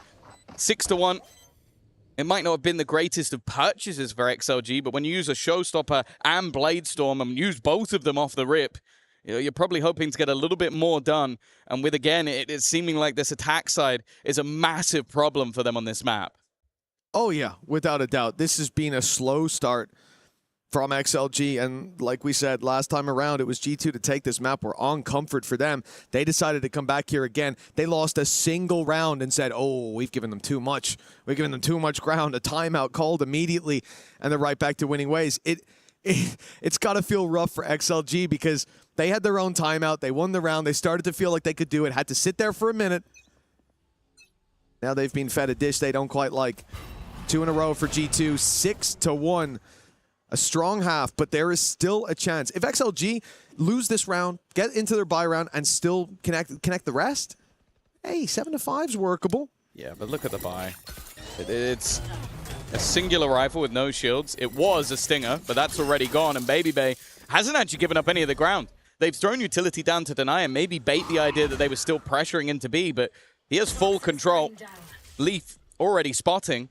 They're actually going to utilize a Viper's Pit here. In all honesty, it wouldn't be too bad to bait that out, but I guess they're looking at the other ultimates that will be coming up soon for G2 and are quite happy to throw this all in to just confirm at least a victory in this half. It certainly sent XLG in a different direction. Baby Bay now the one that has to hold the line. It's been revealed and dealt with right away. Good blind that came through out of Lysor, but a flash from Trent looks to do the same. A lot of them were caught, but they're able to survive long enough. Vision returns, and the shots start to land. Leaf on the flank around. Oh, he's left on 10 HP. That should be the end of Leaf, and it will be off now to try to take down 3. Hold on! A second nade now to work with, and he spotted the final player. A single shot from this operator could seal this round. Bury XLG deep beneath the victory after victory from this defense. G2, they just can't seem to put a foot wrong. It's just unreal. Like, you look at it at the last couple of seconds of that round, the nade catching one, a player caught, trying to fade away, and then just a wonderful final shot through the wall, utilizing his boombot just to get every single piece of information he could. It was not a particularly good round from G2 in general. Players caught out. I think that flash getting a lot more value onto Baby Bay than maybe should have done, but hey, if Jorgamo's up the top 10-2, able to win a 1v3 from, again, we've seen a lot of kills with an op from that upper position really on B, yeah, and I won't lie, it's starting to annoy me a little bit that people keep peeking that. I can forgive the last player. Well, he didn't even peek. He wasn't even seen. It was the wall in the way. Wasn't quite enough to protect him. The concrete armor not eating the shot. 7-1. And that's when Jogamo steps forward to his demise. The B aggression that XLG were waiting for, and it wasn't B in particular. They're waiting across the map. This was a very slow default from this attacking side, and waiting for G2 to get impatient has clearly paid off. Now Leaf is pretty isolated. His orb will let him get out of there, though. Yeah, Leaf normally a fairly safe pair of hands, which does hold a lot of value, especially on this C site. But how much value can he get? And now has some support, but players have already managed to cross into the site, and I think they realize that, okay, if we're not able to get them as they maneuver in, it might be that little bit smarter just to try and play this as a group. Seekers for G2 to point the spear in the right direction, and here they come. Enemy at the gates. There's the flash. A second one fires in. Another's found by Trent. Varga snuffed out early on, and the trades keep on going, but now it's Leaf left alone, and the ult is going to rob him of his weapon. At least finds one before. Only No Man left, but with a classic in hand, it's not a favorable fight. He's biding time, waiting for his rifle to come back, and now here it is. No Man with the shot, though, seals it for XLG. A much-needed round, a lifeline for this squad secured. Yeah, it still got incredibly dangerous. I was looking at the Seekers going in, and I was like, okay, but how much value in a 4v5 can that really get? And while it did help them negate some of those closer angles, it's still a very costly round. And for XLG, this has to be the building blocks of something else. But with a purchase comfortably onto the board for G2, a showstopper still available, Steel Garden, but No Man is only one away from having his own showstopper online. They've at least managed to get more rounds than they did versus mates, but as I said, I need to see a lot more before I can believe. Oh, big execute from G2. It seemed like they threw a wave of utility and then the showstopper, hoping that they'd all be fleeing and they could catch the pack, but that's not the case. And the showstopper too shallow, looking for players hiding in the corners. XLG have given up all that space, instead running towards the C site, but that's kind of the plan for G2. They want this to be the case. There's lots of utility waiting here. Will at least delay them on the way through, but I think that from the shadows has changed the mind of this defense, and a C's thrown in to try to keep players close so no man can find them with the showstopper, but instead they've just ran away and fought the other side. Oh, and they've lost their weaponry as well. The showstopper already gone, the spike yet to be planted. The two players from Waterfall have done great work in giving G2 a massive advantage, and there's not really anything to fight back in with. All XLG can go for is aggression. A flash round the corner, it forces No Man to look away, and now more isolated fights. It's down to Lysor again. He's been good so far, but a 1v4 would have to be the best player of the map so far, and well, it's only the 1-for-1 trade. 8-2, another singular round for XLG, and while G2 are completely running away with this. Oh yeah, I mean, this pace from G2 is ridiculous. They give up a round immediately there with a response. For XLG, they're looking declawed at the moment. Yes, they can find one here or there, but even in those 3v1s against an op up in top B, it's G2 who seem to have the plot armor. This was always a solid map for them, but I think this goes deeper than that. Individually right now, they are on fire, and we saw it from the pistol round. The ideas that they have, it's making XLG never really be able to set up to play their game. Yeah, I'd also say, though, if this continues in this sort of fashion, I don't know how weak XLG's map pool is elsewhere, like that we haven't seen them play Sunset. But if you are getting battered on a map, you got to start banning it. Because right now, their Lotus just looks completely lost. Well, there's still time to recover it, but an 8-4 is a bare necessity for this squad. And they've managed to find A. They managed to get in. G2 don't have massive retake ultimates, at least this time. There's no showstopper. There's no Vice ult. It was used in the previous. Even the Seekers to direct them gone. So it's a tougher retake. But then you look at what XLG have with pistols. Even the dogs should be enough to just point them in the right direction. Okay, there's one for Rarga. He's still alive. It fades, and he finds a bit more. Now I'm getting a little bit nervous for G2, but that's a good thing. XLG, they're finding hope. They're reaching out in the darkness and finding at least a spark. But they need to fan those flames. Lysor does well with one time, taking down to Just Valid, and he'll fall as well. How is this the round? G2 avoided the pack at the start, thinking we can deal with the pistols. Divided they shall fall, but no, XLG stand tall. Yeah, clearly we need to re-nerf the bandit. Just great work from Raga. It's definitely been having a quieter game so far, but if he can pull a round or two out of the bag, maybe. There's still opportunities for them here. Gives the chance, at least, to get this back to an 8-4 half. Some of the weaponry on the other side a little bit lower that are favored in terms of the ultimates as well. Bladestorm online, and you've also got Nightfall. Good position, but it's one of the positions that weapon is actually a little bit stronger. Jorgamo had one of the few weaker guns, and now he's got an upgrade, and Raga is just trying to hunt them down in the spawn. After his bandit performance in the previous, you can't doubt him. Sky Flash, Paranoia both sent through, and it's going to be Raga hiding inside a Cloud Burst! Raga! He's got two more on the way! The delivery's early, and he's brought a bonus gift of 3K under his belt. And for XLG, even 4 rounds, it seemed way too far away. But finally, they have pieced this together. 8-4 at the half. Look, it's still not pretty, but it's a damn sight better than it could have been.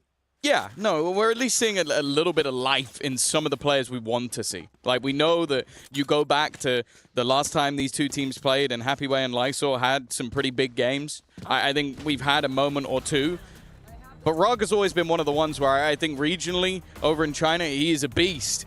And then you go into a lot of the international games, and you go, okay, where's that guy gone? Like, oh, what's happened to him? So to see him step up massively in that final round, it's a glimmer of hope. But they are still 8-4 down, and you have to look back at the last time these two teams played, well, G2 were more dominant on the attack side. So it really is still needing a pistol, needing to get off to a good start in this second half. And the double dive, not always kind on the defense. It's also scary. You say they're more dominant on the attack side. Is that you're talking about the last matchup they had where XLG had triple Sentinel as a composition as opposed to what we're seeing right now.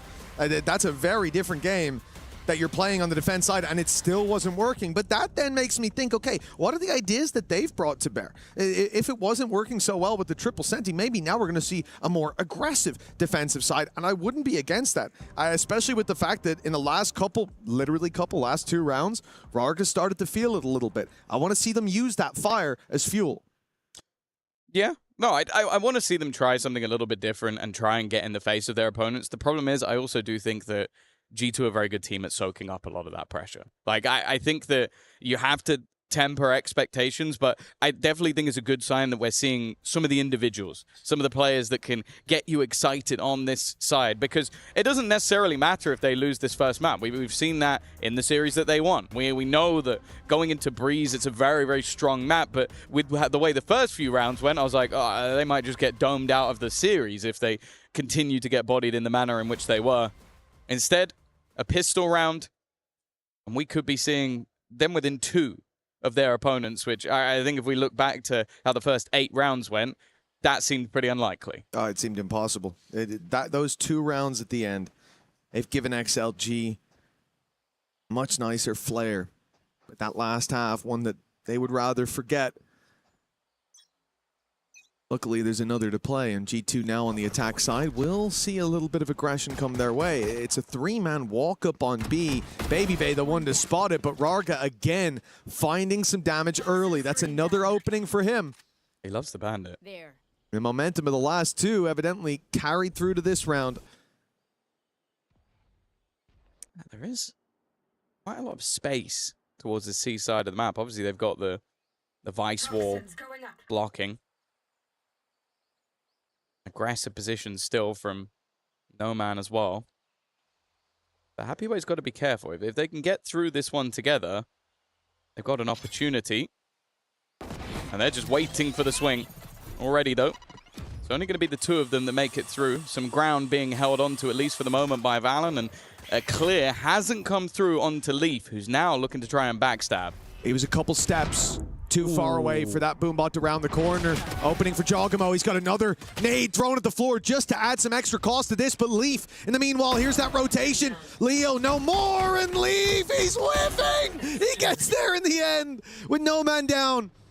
It could have been a 2v2 for XLG, but instead, Lysor's got to do it all. He's been impressive. He's had big rounds, but this is not to be. And the dream of being within 2, gonna have to wait a while. So, you know, you were like, he's whiffing. Leaf took 0 damage. So if he was whiffing, I don't know what was happening on the other side. that is incredibly rough, but I'm hey, very for glad him. we don't have our EMEA observer team. Or Yeah. not observer team, replay ops. Yeah, because yeah. that would be slow motion 45. So we'd miss the whole next round just to watch it 5 more times. Well, he had it from his POV again. At least it wasn't slow mode. But yeah, great round from Leaf. And you could see the timing of it as well. The second they take that space, he avoids the boombot and he knows now, okay, this is my moment to strike. Incredibly good on those lurk plays. And, well, we said that a pistol round gives them some hope. That hope, at least for me, that maybe there's believers out there. I know there are more positive people on this planet than me, surprisingly. For me, I don't see this turning around. And it's going to take a lot from XLG to change my mind. Again, thinking back to the last time they played, this wasn't a death sentence. They lost 13-7 on this map and still went through to the next 2 to win and take the series. But those are different maps now. Yeah. From what we saw before, your Breeze and your Fracture. It's not your Ascent and Split. Oh, hello. That's a brave dive down, and oh my goodness, Rarga's feeling it, man. This guy's on fire. He's found himself 2, 3, in fact. Rarga! He can't be stopped. It's an ace to put XLG back on the board. Might be the greatest caster curse of all time. I don't know what the hell I've just seen. I remember people telling me about that gun, and it's like, yeah, close range, mid range is pretty good. That was every range. That was every range in the book that he has just managed to completely take over the round. That makes absolutely no sense whatsoever. And what I said, at times this man goes completely missing on the international stage. He's top right now, one away from his Blade Storm. Utterly ridiculous. And of all the rounds to win, that one could I've always said that I believe in them coming back. Back on track. What the hell was that, man? Like, if he drops 30, maybe. Maybe if they lose that round, though, and win the next because of an ace, yeah, whatever. To win that round for Rarga. Oh, Happy Way's in trouble. He's in so much trouble. They've got Valen at least, so it'll be a trade. If he can just get one or get out of there, and he'll get out of there, at least towards the choke point, and then he's caught by a wallbang, and then a classic takes down Lysor. Now G2, pick up the pace, pick up some weapons as well. They found the scene, they're pulling at the threads, and with Rarga down, G2 might just have a chance. He wasn't using his primary weapon of the Bandit, that was the problem. Nade over the top, causing some issues, but now Jorgamo's found another. From elation to being eroded straight back by G2. I don't know how they managed to turn that back around. Just the early fights not going the way of XLG. And well, I guess if you don't have boss mode Vraga available, that's what happens. Straight back to regular programming. Well, that's exactly what I was going to say, right? Like, for them, you have an ace in one round and then fall flat immediately after. It does take the wind out of the sails there. That was the chance. G2 with barely anything to work with, and yet they win those C main fights up against two players, up against two rifles when they had only one themselves, and it was a Bulldog. C's nade thrown through, early space take attempted by XLG, but G2 are nowhere nearby, and hearing three players towards that A site, they are going straight into B. A good idea from Jogamo of where this player is, from the paranoia, but he can't chase him. Not nearsighted like that, but at least got them the space. Valen's in such a nasty spot. And the raid boss of Rarga taken down. The final threads, it seems, fraying from the loom as G2 run riot through this round. It's a 5v3 already. The hero dead. And now it's up to the rest to pick up the pieces, but I don't think they can even afford to attempt this anymore. Oh, they're giving it a go, whatever it is. It's a tough game for Leo, man. Yep. Tough game. Happy Way. I don't know if they're going to let him hold on to this. Already 4 players hunting him down, and the fifth is Jorgamo just locking him into position. There really is nowhere for him to go. A flawless round from G2. But moments ago, being aced by a pistol, to now being just 2 rounds away from closing out their map choice in even more dominant fashion than the last time these two played. It really is every time that XLG stemmed the bleeding, G2 reopened the wound. This is just a beatdown. And despite the fact that Rarga, he's had these rounds that feel like they could be highlights of the tournament, it's not enough. It is a flash in the pan right now. Nothing more. The heat needs to pick up. For XLG, they're running out of time. At least, as I said, last time, very similar scenario. And they came out on top in the next 2 maps. But to wish upon a star for the same thing to happen twice. Yeah. Especially if this ends in an even more dominant fashion. And if the rounds won come entirely off of individuals, that's a very worrying sign. I think also G2 will have come into this series knowing they have a point to prove. Like, we laughed when we got to pick you. We then lost. We got punished for the negligence, like not expecting them to be a worthy opponent. They will not do that again. They will have prepared for this series. I think coming in as well, a lot of the bans were fairly obvious, like where we were going to go, at least in terms of those first couple of picks. They will have known that Breeze was coming. Now it's patience. I can understand why. Rarga has got his primary gun back in hand. And unfortunately, for G2, they are now heading towards him. But maybe a sixth sense have told them to go back the other way. And the bait that they've made has left the C site completely open. Yeah, G2 are just going to walk in. There's a wall in the way, but that's about the only problem. There's an orb there as well to be taken. Leaf, I'd imagine, the one to pick that up to... Oh, no. Nobody's taking it there. They're all focused on just rushing into the side, it seems. good reason. Orbs don't matter so much to the round win, but Trent is down and out. That's a great nade from Noman. Fantastic work to put XLG on a man advantage, but the weapons just aren't there. Yeah. They need a miracle. Again.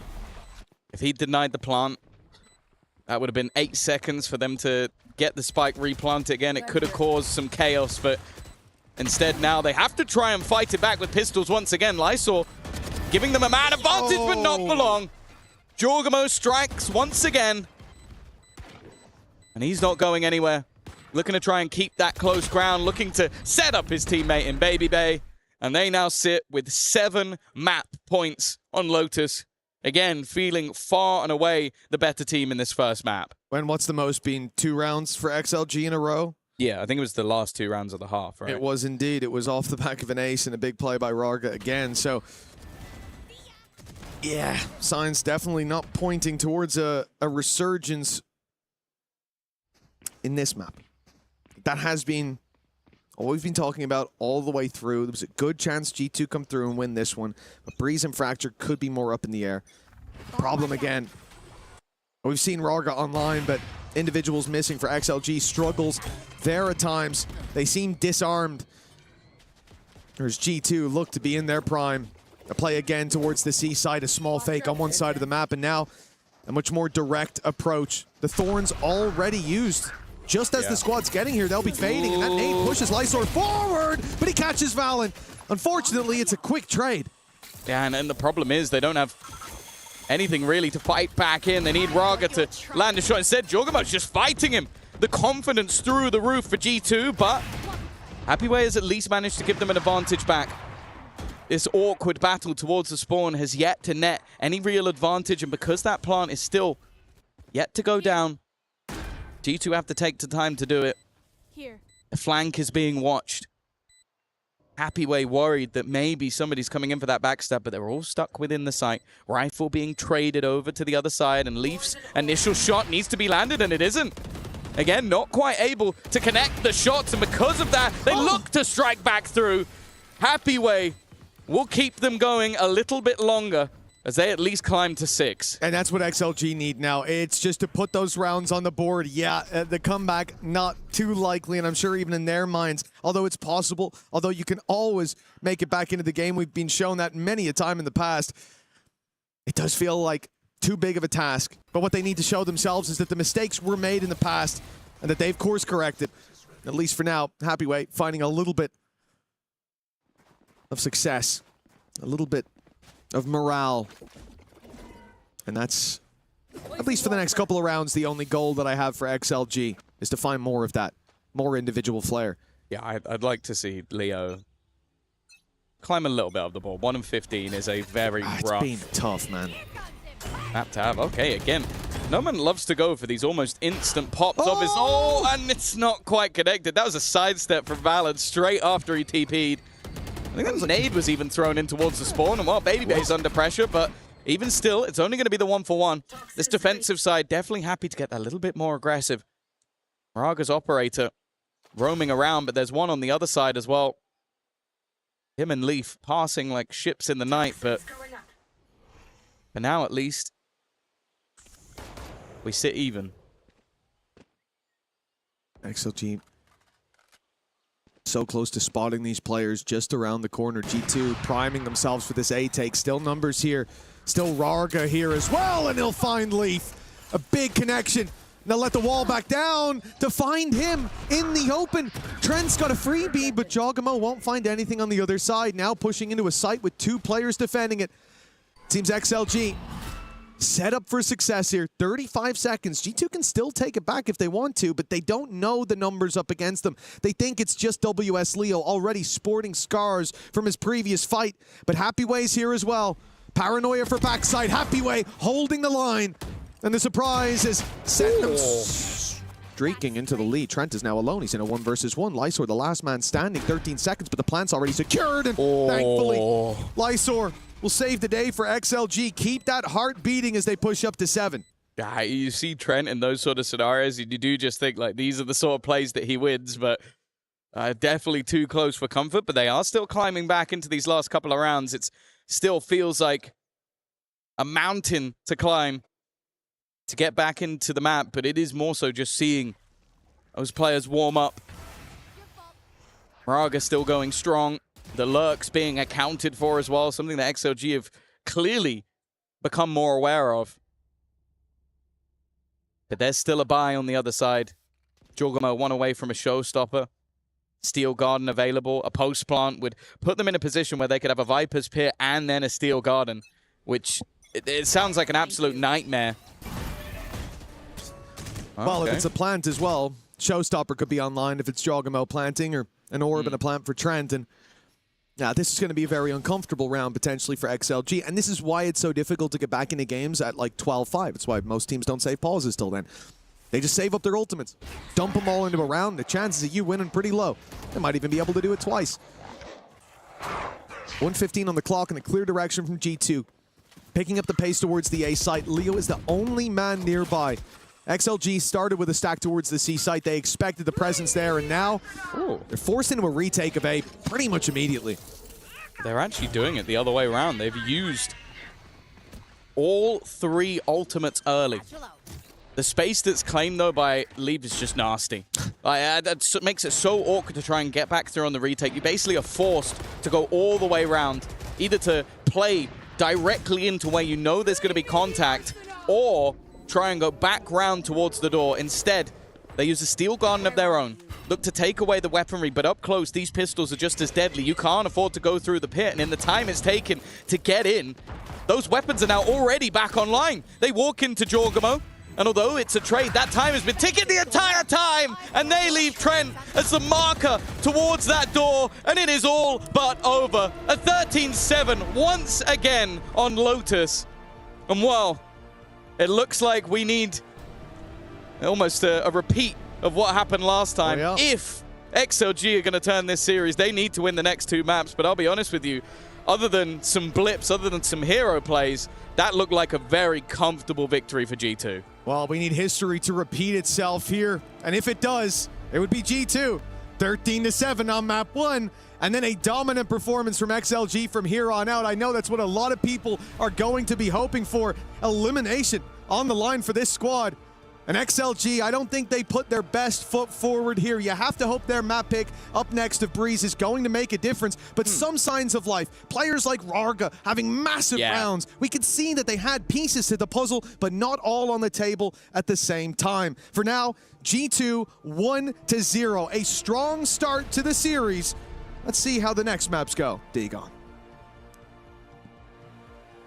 Thank you very much, Mitch, as yes, it is 1-0 G2 after just a blitzing performance on Lotus.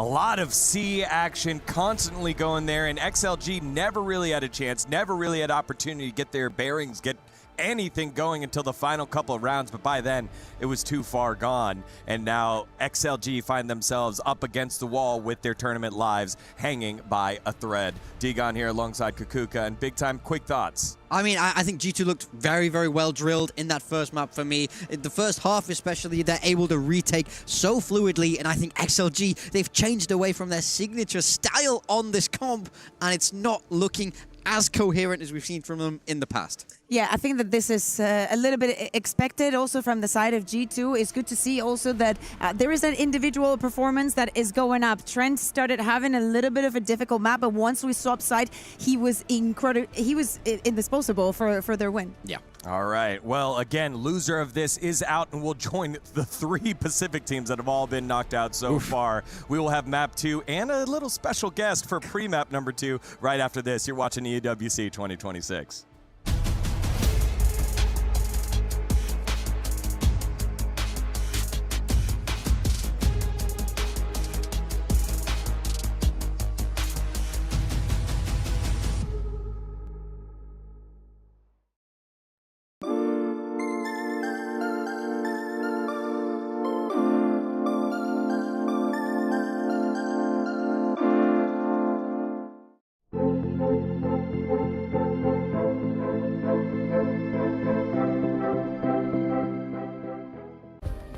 Play is in our DNA. Whenever we let it out, it becomes our superpower.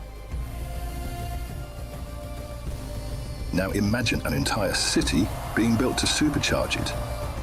Kadir City, powered by play. We were there. For every click, every clutch, every respawn. We were there for the years of grind. And we're here. Now. The proud founding partner of EWC. Powering the biggest event in gaming.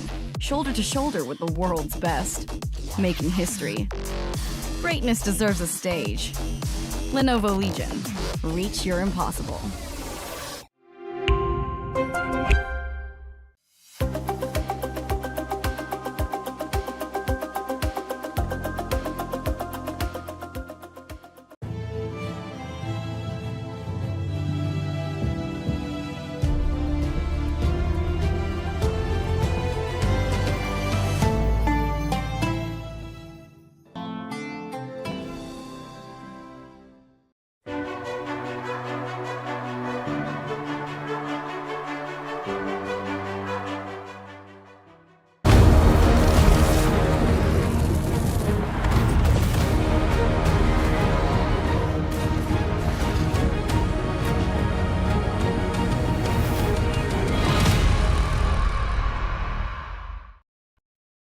Hello, everyone. Welcome back to EWC 2026 Valorant. We are in the Group C qualification match, or no, elimination match, as it is G2 Esports, America's champ, up 1-0 over XLG. They're demons from Masters London, but they looked demonic here in that first map. And before we continue to dive into that, we have a very special guest here on the desk. Joining us is CEO of Sentinels. It's Rob Moore. Welcome, Rob. Thank you so much. Yeah, it's good to see you again here at EWC. Fortunately, without the Valorant team here, but you got multiple squads here. You know, it is role reversal. Last year, Baby Babe was on the desk, and Sentinels was playing XLG in an elimination match. So it's all come full circle. I feel like it's not EWC if we do not get Rob to here with us on the desk. So, and here's the thing I've done today. Yeah. Okay? Because this is going to shock people. Okay. I saw them out front. I gave them all a hug for good luck. Oh, wow. A G2, you mean? G2. This is their 9th straight global event to qualify for since Masters 2 2024. They've been to every global event. Drop the knowledge. Drop the knowledge. All right. I am a G2 fan this week. Okay? Only for 1 week? This week. Okay, what happens if they make it to playoffs and they continue? The playoffs are Sunday. What day is it today? Sunday. Oh. For the week through the finals. Okay. I'm a G2 fan this week. I'm going to root them to their first global trophy. That's what I'm going to do for them. Wow. And what are they going to do for you? You know what? This is their 9th time. I feel a little bad for those guys. So it's time. Oh my God. It's pity rooting for them. Well, Rob, again, you and Sentinels have multiple different teams across multiple titles here for the club championship. What teams are here for you? So we have Apex Legends that starts on Tuesday night. And then our League of Legends team. We just got into League of Legends this year, and our team won the qualifiers. It was awesome. Must feel good. So that was great. a lot of fun. So we play Team Secret Wolves in the opening round. Team Secret Wales, yeah. Team Secret Wales. Team Secret Wolves in the opening round Wolves of that. is in Valorant. Wolves, Wales. And then we have a Trackmania player, which is new to Sentinels, new to EWC this year. When is that? Bayowac. That is toward the back half of the event. So you're going to be here for a while, that's no? what we have going on. So I'm definitely here this week and maybe a little bit of next week. But then we got to get back to LA because the stage 2 kicks off. Yeah. End of next week in Valorant. Yeah, I guess that was kind of what Thank I God wanted he to controls ask. time. Because you know, you were kind of you're just lost in. Yeah, Valorant. I'm just here. I just Who turn needs up. calendar? I just know that tomorrow I have to go to work. Obviously, you got one of your America's team here in G2. What is the state of VCT Americas right now, given the fact that, you know, Leviathan getting the victory over at Masters London? How do you see the landscape of Americas compared to, I guess, years past? You know, I think what's great about Valorant and where it's been pretty consistently, I think there was a week where APAC thought you were the best region, but we did a little bit. Other than that, I think what's been amazing about Valorant is how all 4 regions are able to rise up and win any global event. And I think that's what has been so exciting about Valorant and what continues to be great about the game and how competitive it is, that I'll accept in League of Legends at this point, right? There's a very much a tier. Very much so. Of the Chinese and the Korean teams, and G2 tries to jump up in that group. But I think in Valorant, you have such great competitive balance. Sentinels. Yeah. And so I think that makes Valorant continue to be what a great game that it's been. Yeah. One story I really like, obviously, you and G2 have a great rivalry here. Baby Bay goes from the analyst desk back to playing, and then Ewok, he was over on the analyst desk with me over in Pacific, and then he comes and joins you guys on Sentinels. It feels like you're always just so tied up. But one thing I want to ask you is, if you're rooting for G2 to make it all the way to the final, lift that trophy. What's the dream final matchup there? Do you want all Americas there? If you like that regional parity. Yes, you know what I would like to see is, right? I would like to see, now the problem is if my guy Zekin gets back onto the main stage, I will have to root for MIBR and abandon G2. They need to win, though. They just lost against Heretics. Did you watch? I know. MIBR has a rough... It is amazing, right? Because 100 Thieves was the first team to go forward, who Sentinels did beat in stage 1. So you can see we're on our way back already. Next map here for G2 is Breeze, right? Yeah, we got Breeze going on here. What do you like about Breeze, the map, Rob? I'm giving you a pretty specific but wide open question. I'm going to give the most troll answer. You know what I love? You know what my favorite thing to see on Breeze is? Yeah. And people occasionally do it when the team can't retake and instead they just take up their positions to farm exit kills. Yeah. And be like, you know what? None of us are going to try and retake the site. We're all just going to stay here and try and kill you when you leave the site. To be fair, it is pretty difficult to retake on Breeze. That's why we see so many of the floods. Like, you need to break their entry point whilst they are executing, because otherwise, like, if they take their positions, as Rob said, the best thing that you can do is hold your position and wait for exit just frags. wait and kill everybody when they leave. You have so much knowledge. I Rob. just It is find what it is. that to be the dumbest fun thing that happens. Again, Rob, a true fan of Valorant. He has the spike timer on his phone. As soon as it goes off, he starts the spike timer. It's one of the coolest things I've seen one of the owners do, being so invested in it. Now, obviously, Sentinels didn't make it here, but final words here for Sentinels fans as we get ready for our second map. Well, I think the key is, we've been in this game from the very beginning, and we are definitely committed to always having a top roster and building one. And so I think we got off to a very slow start this year and have started to make some changes. And I think, as the year goes on and as we go into next year, we will continue to have that commitment to this game.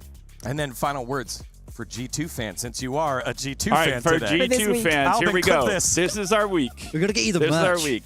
You know what I should have done is when I saw them, I should have got a jersey from them. If I was wearing a that would have G2 sold it. For their next match, for their next match. right now. The next match, you come back here with your G2 jersey. Maybe when they have their, they may have a rematch against Nongshim tomorrow. We'll what see. player? What player do you want the jersey from? Oh, Baby Bay, definitely. Okay, yeah. Right choice. All Right full choice. circle. Because Baby Bay is almost my age. Oh, that's a little. Yo, I'm almost stretch. Baby Bay's That's age. You kind can't of go that way. crazy. You All can't right. go that way. Rob Moore, CEO of Sentinels, everyone. Thank you so much for joining us here as we get ourselves ready for this elimination match. Map number 2, G2 and XLG. The players are on the stage and getting themselves ready to go. As G2 just kind of blitzed XLG early on, Rarga and the boys able to try and pull some rounds back, try to do the C strat that we've seen so many times on Lotus, but now we are focusing onto the much more open Breeze map here. I mean, look, Breeze is interesting. We saw this from G2 the other day. It was Baby Bay back on the neon. We heard Fallon say it in one of those little interviews there. Maybe you could expect to see Dre a little bit more activated, and now we know exactly what they mean. I was doing that interview, and then when I saw Baby Bay on the neon, I was like, is this what you mean? But most importantly, as we said the other day, is the collateral damage that it served in the rest of G2. Yeah, it was not Jogamo. Baby Bay that had the hardest day. Exactly, big time. It was Jogamo biting the bullet in that case. Many occasions simply did not know what to do. We have seen this all throughout the few days that we have had of EWC. Teams are paying a lot of attention on the weaknesses that they see in the maps the team have prepared coming into the tournament. For G2, it definitely has to be the Breeze. But at the same time, of course, G2 could have done the same. Could have done the same thing that Heretic did on Ascent. VOD review, do not make all those mistakes, because the composition for them is not going to change. Yeah, look, I see the ideas behind this composition. It's G2-esque in style, but it is who is playing what that is a little bit confusing from time to time. Over on the side of XLG, No Man on that signature jet with Raga there to back him up. This is a double duelist that has been so high-powered in the past, but right now they're back or against the ropes. One map away now from elimination here at EWC 2026. And remember when Nongshim was executing time and time again on A, it really looked like there was no other half of the map, but it worked for them. So it's something also that G2 has to be very aware of jumping into this map. Yep, there you go. You see it again. It is double duelist for the side of attack on XLG. Baby Bay back on that Neon, Jog back on the KO. That did not work out well for them last time against Nongshim. Will it work out here against the Chinese outfit as XLG fight for their tournament lives? They are trying to stay on in and right the wrongs from last year's EWC and continue the momentum from Masters London. On the call, let's send it back on over to Tom and Mitch. Thank you very much, Dingon. Did you know the D stands for darling? There's a little fact for you at home. G2 1-0 after a strong start on Lotus, and now it's time to move on to Breeze. This is XLG's battleground, and a chance for them to bounce back. Last time around, it was the same score and the same map to start the series, and XLG bounced back to take it 2-1. Today, Raga showed that he's got some guns to shoot back at, but now he's on the Phoenix. He could find even more fire here. And if he comes in as hot to the touch as in the previous, G2 could be in trouble. Yeah, he'll just need a few friends to help him out along the way, because it's safe to say there were some rougher performances. Leo definitely needing to have a better game. If they're going to have an opportunity, spam through, space taken. A-site already under pressure. And it looks like G2 are just building up to purely play this one as a retake. Yeah, they'd already decided to give up the space. No point in battling for it now. Very late lurk being set up here by Happyway. You can see that they'll be taking that mid space if anyone goes stepping around towards double doors. Indeed, a very late play by Leaf will be coming that way. On the site, though, it's a big battle for No Man. Finding one to start it out as Leo fires from the side. It's a bloodbath for XLG, doing extremely well with Valen. Tucked in the site, not lasting long. It's the late lurk of Leaf, needing to find something. And they know about this man. He fired on one from mid earlier on. The reveal is keeping him back, and time alone might win it for XLG. In fact, now it most certainly would. Leaf is just playing for the orbs as they exit, and it looks like at least one was coming his way. Another right around the corner. Yeah, you can see the hunt on for Raga because he wants that orb just as much as anybody else.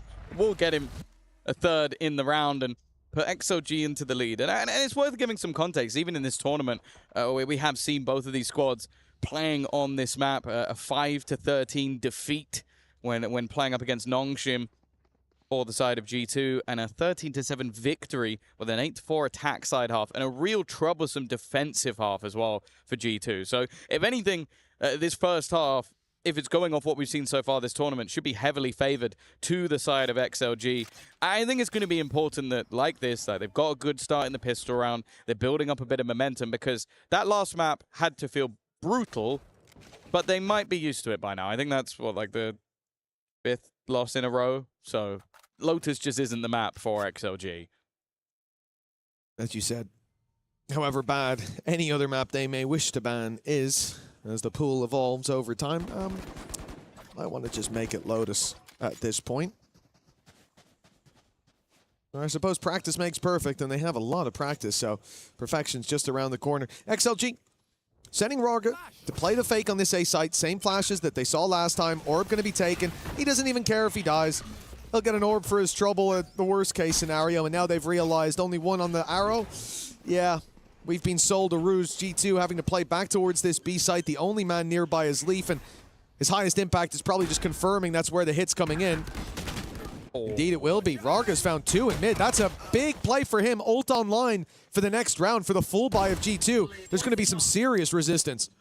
This is a great orb farming round for XOG, getting that ultimate online, and then going to try and clear out Trent. Of course, he wouldn't mind to try and get a kill himself, but with the totem pole of players, there wasn't really any opportunity. So a 2-0 start, a comfortable one, and even a little bit of excitement versus the Eco. But this is the round where things get that little bit more interesting. As I said, last time out, playing that defensive side, 0-6 up against Nongshim. It was a rough defensive half for the side of G2. So again, if they are going to have an opportunity to take this one 2-0, I want to see them start off strong in the early rounds. Well, for now at least, it's going to be difficult for G2 to get off to a solid start with that run it back. The, essentially full buy from XLG. Yes, there's weaknesses, but nothing glaring except for the fact Leo's being picked off. The spike is down. That's going to slow the play. And they really wanted to be pushing from all sides now as the ult runs out. Nothing really found until No Man strikes. Trading it back at least. Yes, he's taken some bruises, and now the problem is Trent has him boxed in. We'll still have that Viper Orb to get him out. Hopefully that's activated in time. If he swings out to the door, he will not be long for this world. And in fact, G2 are getting impatient. They want to push in. They want to remove this position. And now it's no longer a problem. Yeah, that takes this from being a split in towards the A site to just a one-pronged push. Happyway's done incredibly well, keeping things even in a round where they do have a few vulnerabilities. Still a pretty solid bonus round purchase. Shock darts might be able to do at least a little bit of damage onto Happyway, and in fact, that's at least half of his health gone. He's going to get taken down by utility alone, but again, there's been a trade. Raga with another high-impact round, and in fact, he will continue it. XLG, it looked like that was going to be a bit of a rough start with the spike being dropped towards their spawn, but they recover excellently. Yeah, honestly, in a 2v2, I already thought this is a successful round for XLG. No matter what happens, they got a plant, they got 3 players removed from the equation on the other side. That's a big cost for G2, and they've given themselves a chance to take it across the line. Connecting it now, well, Steam fully in their sails. A 3-round lead right off rip, considering this team took, well, throughout the entirety of the first half, the most they found was 2. They found that ace 2 in a row, a single time on the previous map. A big step up for them, and the confidence now sky high. G2 left down to pistols, should be 4-0.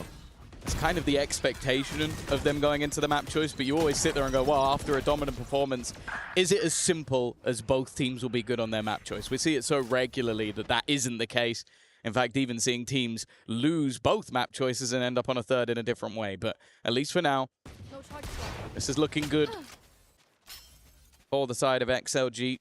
Raga already 2 orbs away from having that ult back online for a second time in just a couple of rounds. Like, this really could be a good farming exercise. A little bit messy with those last couple of kills, but out goes Raga. And that's something that they are going to have to be careful of over on the G2 side, because if he gets a singular kill or a death, that would be all online, but they have denied that by dying to other players. I guess you could call it that. I don't think it was intentional. Oh, well, a happy accident, perhaps. Happy way. A happy way for it to go, indeed. Oh, God. Sometimes you upset me, Tom. But that's okay. I'm sure the feeling's mutual. For XLG, I'm very happy to see them have... Very happy to see them have this kind of success early on. Looks like frustration even building up on the other side of the stage for G2. 4-0 down, it's understandable, but that last round, not really one to get angry about. It's somewhere they didn't have a lot to work with. This is the bye round. This is where G2 should bounce back. But if you're a fan of a map 3, a fan of Fracture, I think the two of us here are, you're probably hoping XLG keep it going. Might be more of a niche palette to enjoy Fracture, but yeah, I'm a big fan. Again, G2 struggled on this defense in the last matchup. They did the same versus NRG the time before that when they played it.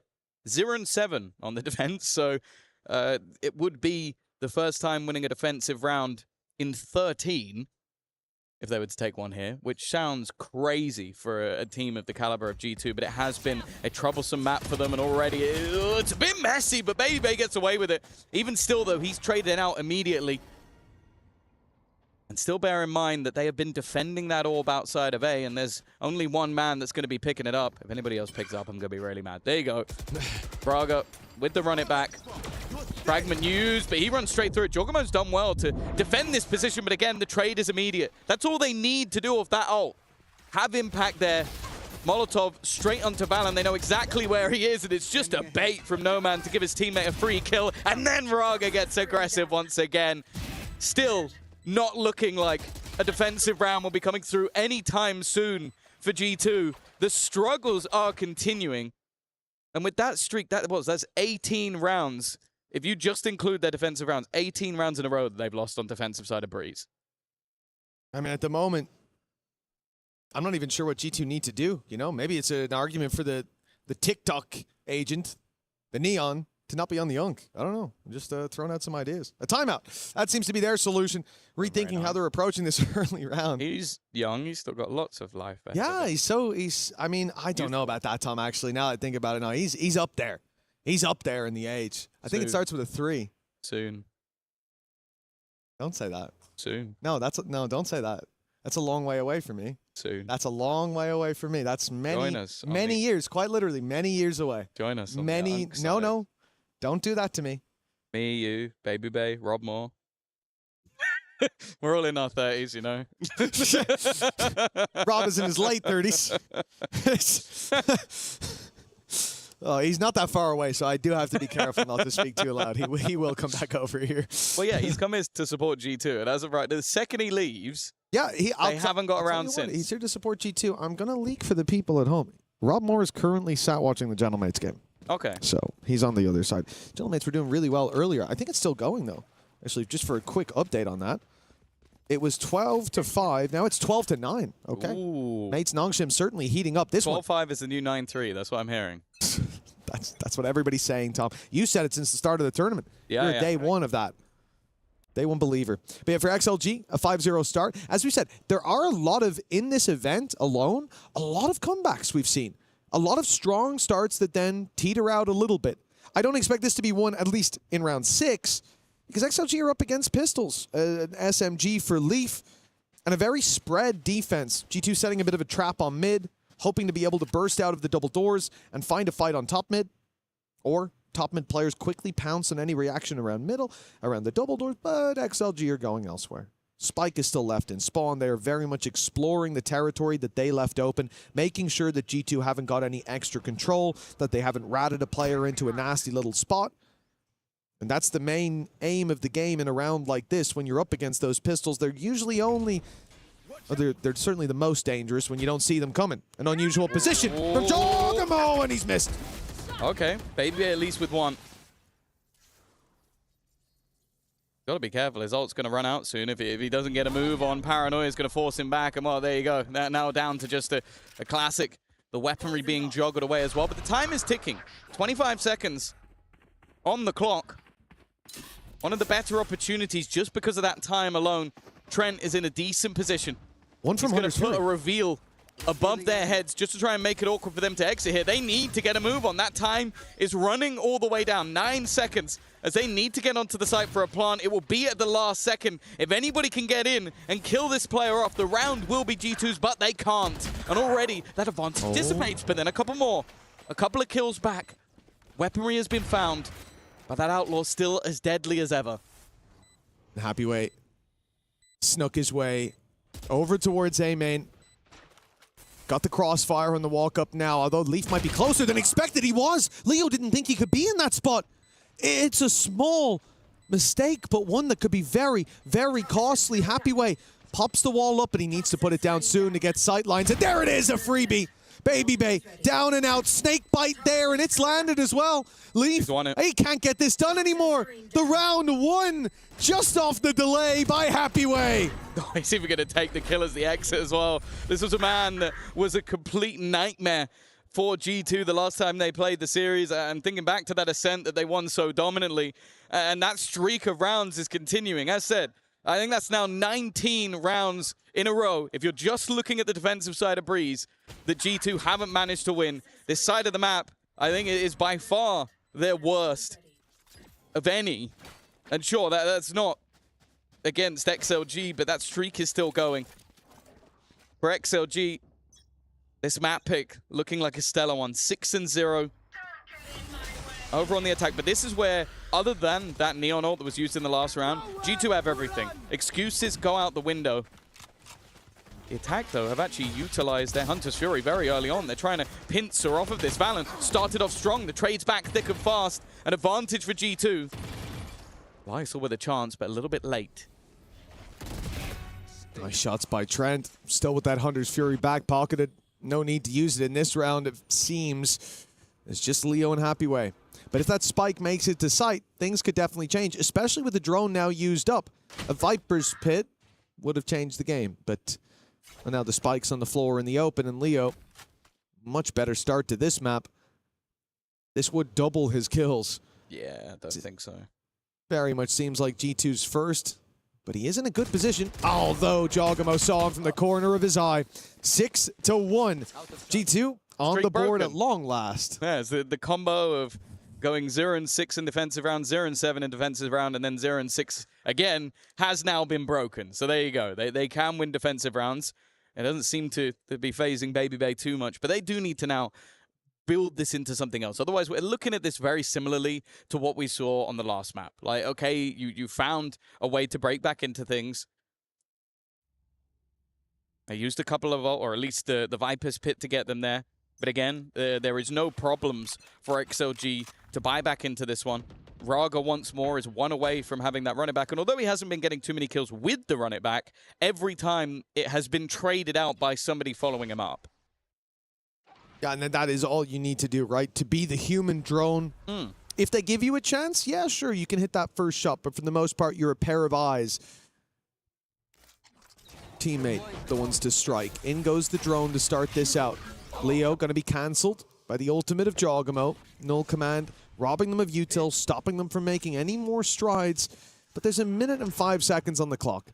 This isn't going to delay them enough that they decide to go back. Instead, pumping the brakes and readying for the next hit. They have lost their drone at the very least, and there is still a Hunter's Fury on the other side, so they have to be careful of a tag out of this one. What's a tag? Is he going to gamble it? No. Right call, but we can see would have got huge value. Oh. Leaf on the edge of the smoke. Playing around his orb. There goes the Hunter's Fury, almost just acting as disruption. And Leaf has done incredible work lurking around the edges of all of that utility. Maybe the start of a G2 streak, unless Raga, never mind, unless Lysor has something to say about it. First kill, easier than the rest. And he's managed to get a second. On for the ace, but he would have to get past Trent. He predicts it, but can't quite land the shot. Baby Bay will be a little bit closer, but neither player rushing in. Neither player wanting to give him anything. Well, it's close from Lysor. A couple of opportunities to take down Trent, but Trent will be the one to put him in his grave. Yeah, I'd like the fact that Trent kept the Hunter's Fury as well. Like we said, from our perspective, 3 players there. You've tagged the guy in the middle. No matter where he goes, he's bringing you to another target, and that's going to be a beautiful setup to get 1 or 2. But instead he waits, knowing that this is quite clearly, if there's a jet there at that stage of the game, they're looking to play through tunnel, and you know what happens when they go in tunnel. You crossfire, or you line up that Hunter's Fury with main as well. You're catching players in the walkout, and there's not really many places that they can go. Works well to slow the pace instead of it just being a Hail Mary for some damage. This is, again, Raga running it down. Last time they slowed him decently, it was the play from behind that ended up causing so much damage towards the XLG play. But now look at this. Trent tucked in early. He's dropped the spike, but they know he's stuck in that corner, and he won't be making it out. Still, they have to deal with Leaf. He's been a problem at the back of this B site. A first pick already going his way and leaving some of these attacking players somewhat isolated. A flash. Maybe expect... He's not seen him! He's just walked right past without checking the close angle, not expecting anybody to be that close to the smoke. And because of that, Raga has gone down, but eventually, again, Lysor is there with the trade. A 3v2, still advantage with G2, but an opportunity.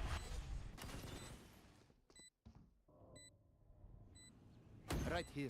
Holding the reveal. If this lands, it could bring them back into a workable position, but it's broken immediately. Man advantage for G2 in the retake. All they have to do is trade, and that's exactly how they started. Leo needs to step up in a big way, and he does that for the first and the second. He was quiet on the first map, but all of XLG have woken up now. Yeah, an important clutch as well, because it did start to feel like G2 were about to build momentum back into this one. I think Leaf especially has had some pretty decent rounds on that side of the map. But being able to isolate those remaining players, a little bit more disjointed from the remaining two. And that was enough for them to get their 7th. And again, a victory here would put the economy of G2 down to nothing. Ultimate's not particularly close either. And we could be seeing a minimum 9, but maybe even a 10-2 half. So G2 have got to make this one count.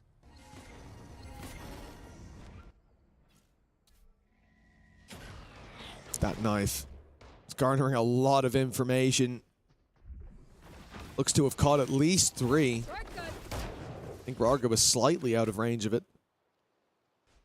You know, it didn't look like it on the minimap. Of course, the height of it making a difference for G2. They'll keep 3 players towards this A side. They'll abandon their mid-fight from just moments ago, ready to see those waves of players break against the front of A, but most of the forces coming on a wraparound. Babybay's got one, and he's out so quickly. The benefit of the Neon, the nade, well, it hasn't quite blocked the door, and Babybay's going to pay the price because of it. Jogamo now under pressure, taken down by Nomad. A solid start for the Jet as XLG makes some ground towards the site, but Nomad's down to 17 HP. They'd love a pick right now, but G2 aren't going to offer one up.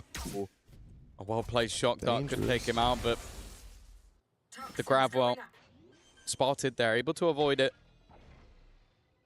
Still a snakebite available, but Leaf doesn't want to use his utility because he already has them on a backstab. Now that snakebite can go into the back corner. It has to be a more aggressive stance, and because of that, they're being forced into the hands of the remaining members of G2. It's a nice cleanup to keep themselves in this half. And after what was a 6-0 deficit, we are now starting to see some life in this defensive side of G2. I was going to say, why is Trent taking the orb when he's 4 away instead of having that Viper's Pit online, possibly for the next round? But it will be given to Leaf in the end, 1 away from a pit. And for G2, they'll need every little advantage they can get. Leo might lose that clutch, but winning the one before guaranteed XLG a very good position coming out of this half, with still so much more left to fight for. I think this was an important win for G2. And again, when you think about the history of this, how things went last time, the map we just saw from XLG where the majority, and I'll say that confidently, the majority of the rounds came off of individual plays. One guy popping off, an ace or a 3K at minimum. And now, they're looking like a well-oiled machine. It really is the difference of comfort as maps swap, but you can't rely on it going to fracture in the same manner. And if G2 come out of this confident, it could be a different story. Big play from Nomad, getting in their face with the Bandit. And even though he goes down, a 1-for-1 trade in a round like this for the attack is just what they need. It opens up so much more space. It makes it harder for the defenders to watch every choke point. Like right now, they're worried about mid. They're worried about all of these plays on the B side, but what they should be worried about is Happy Way, who's making his way right up behind them. The timing here will be everything. A cosmic divide block. Oh, no! Happy Way's whiffed. He's got to run.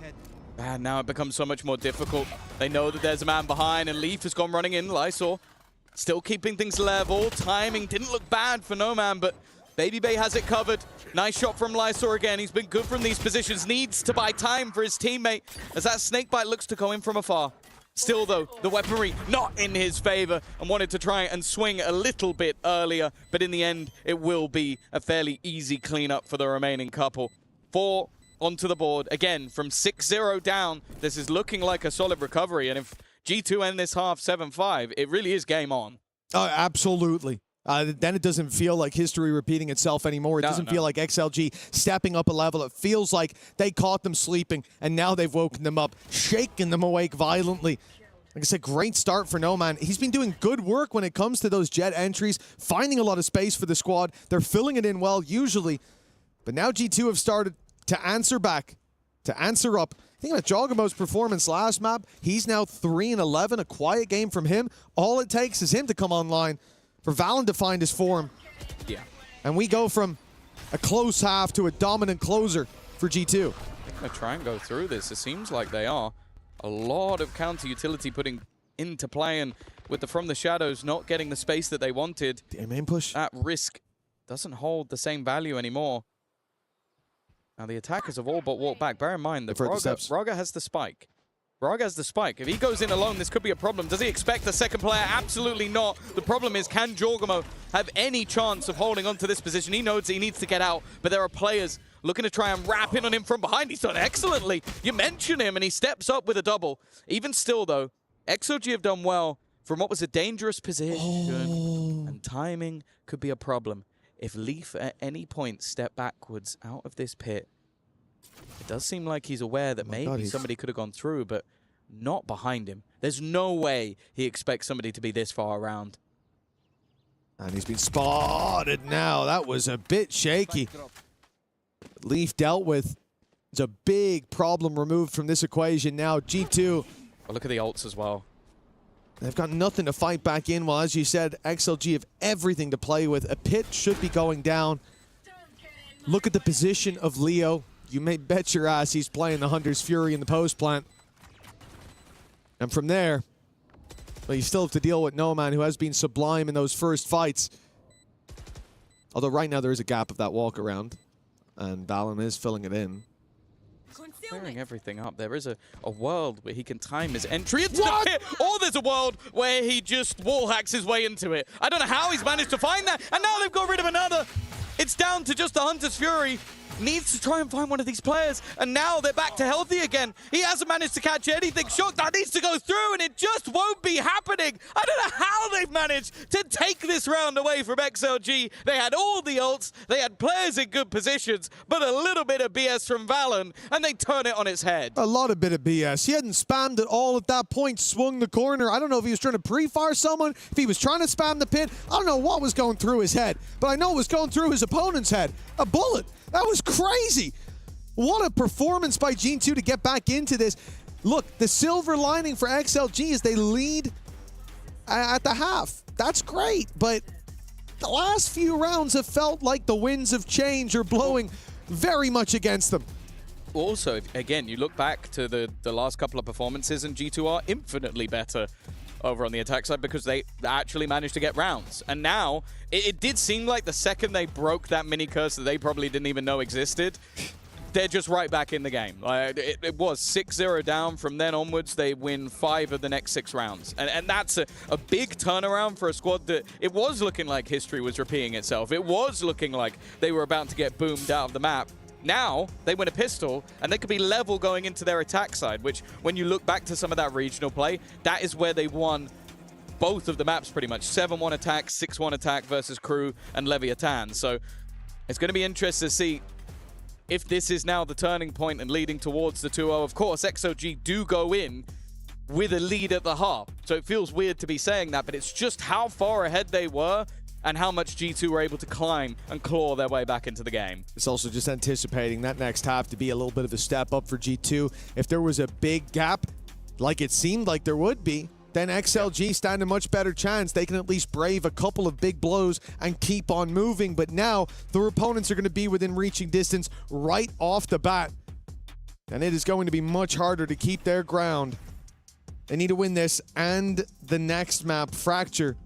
One that will lend itself more to the chaos that I think G2 have been thriving in. But again, to look at the positives for XLG, the first quarter or so, it looked very clean. They went from being a team that only put up rounds when individuals performed to a well-oiled machine. No Man looked fantastic on the entries. Rarga's ultimates got stopped a lot by G2, be it by counter pushes or by utility. So he didn't find as much impact as I think he would have against most teams. G2 did well to deal with that. And a 2-round gap is their reward. This pistol, it is going to tell us a lot of the story of this half. If XLG take it, a little bit more comfort can be found. But if G2 are the ones to find it, the beginning of the end is the story in my mind. But yeah, this is the thing. The defensive side composition for XLG involves them needing to be a little bit more aggressive. That's why you're seeing this stack up of players just waiting and watching, because some of those closer angles in towards middle is where those Phoenix flashes can hold quite a bit of value. What I will say, though, as I look at Raga, his early start to the last half was one of the reasons they were so comfortable in that 6-0. He did slow down, but now back with his weapon of choice in hand, I'm not too worried about him.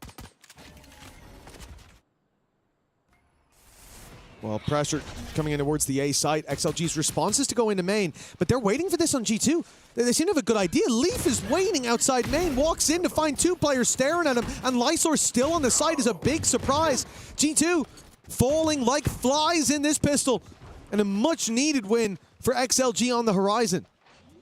That plant. Maybe all they can hope for. Trent. Valorant.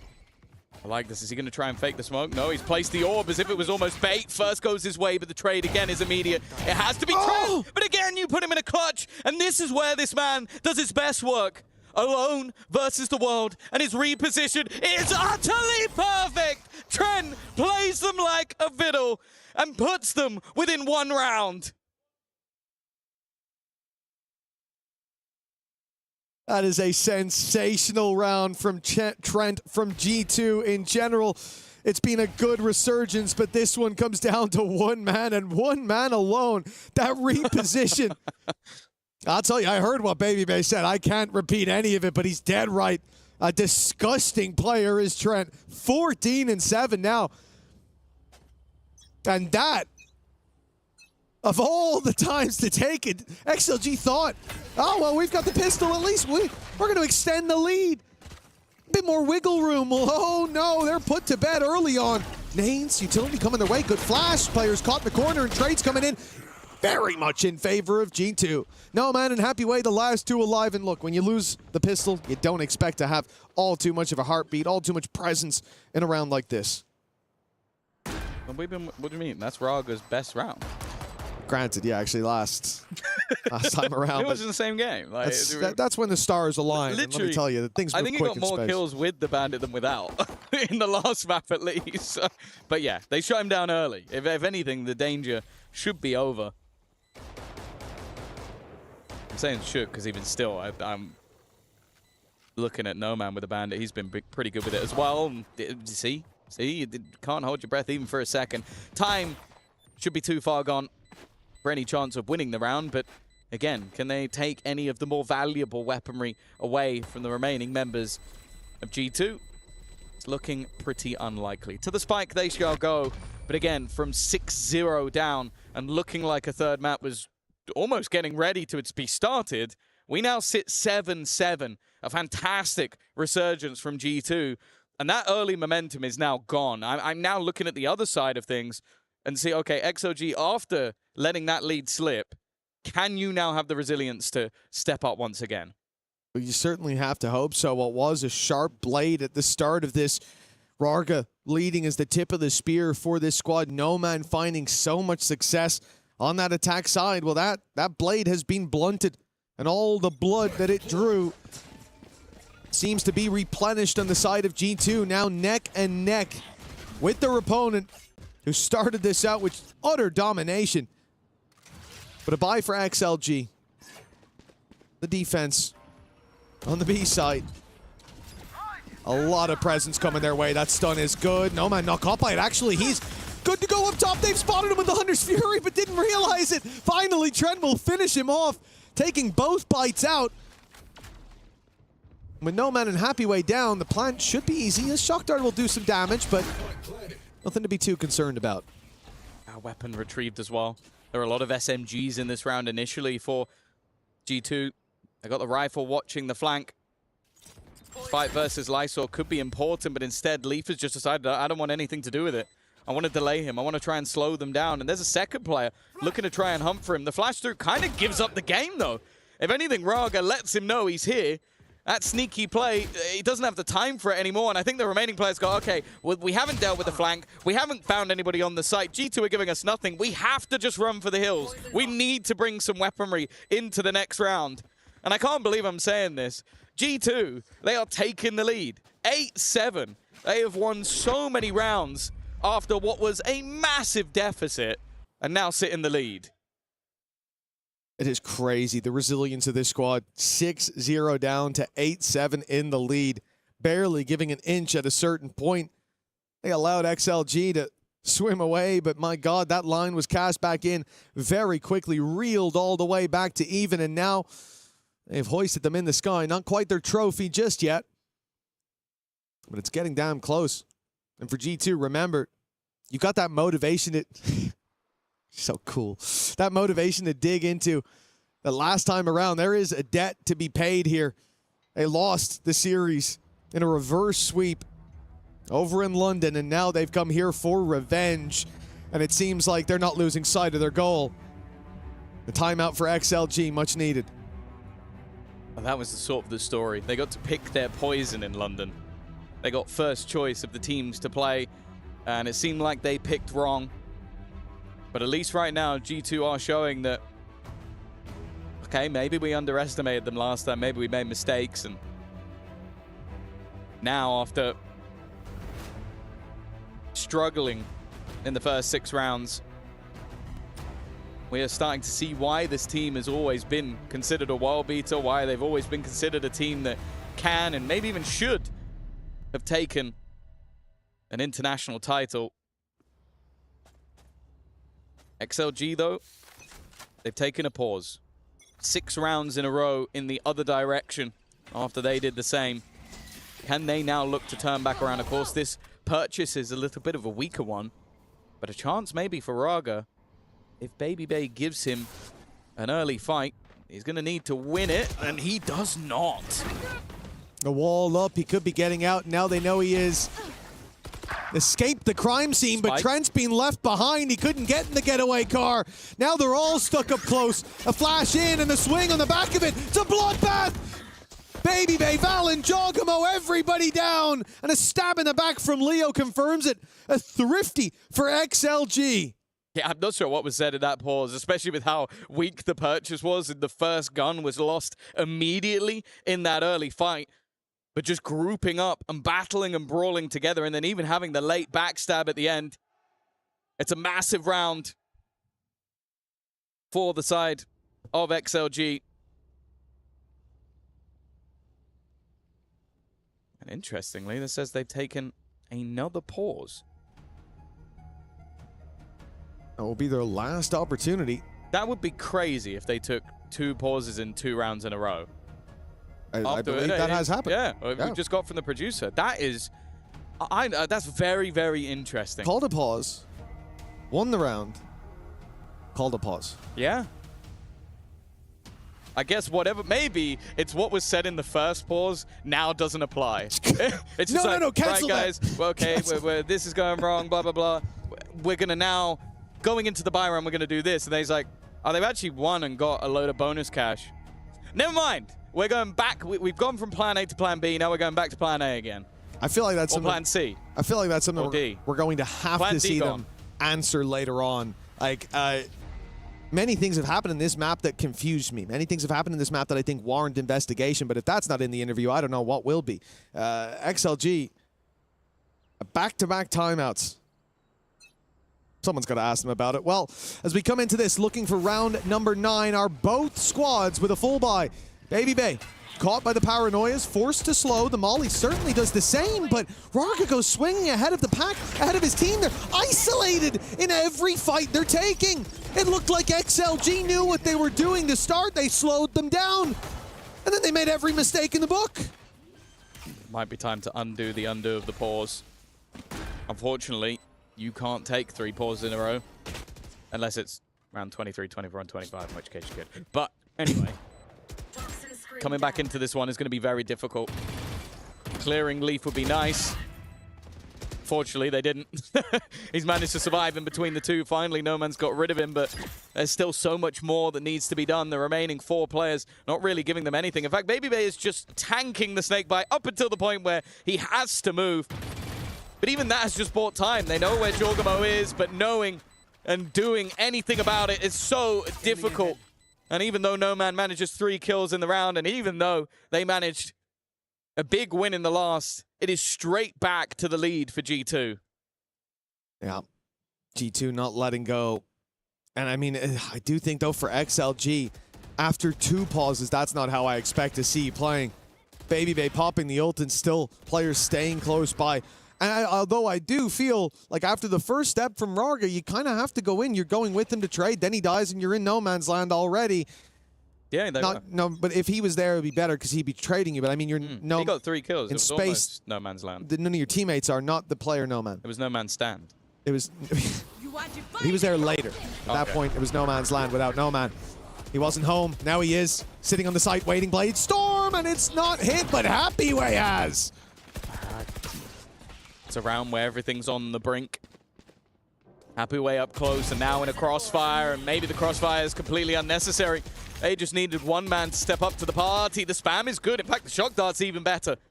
They've at least got rid of the man that dealt 3 of their brothers death-dealing blows, but is there any form of recovery from streaks of rounds to streaks of rounds the other way, and maybe ending in a back and forth as XLG have them boxed in? It would be an individual fight for Raga. As I said, he started this game off incredibly strong, but has teetered off. But is there any world in which Leaf will clear this angle? Well, if he does and Raga falls, we're in big trouble here. There it is. He's being spotted, spamming away, and Leaf's just going to run for the hills. But it's a late play by Trent up through mid that presents some real danger. Raga coming in now to see him, and oh, it was almost a double. That could have been big trouble. Leaf has not been heard. Raga still thinks that he's towards the elbow. It's going to take a while for him to think about another position. Never mind. He put that together just in time. 9-9.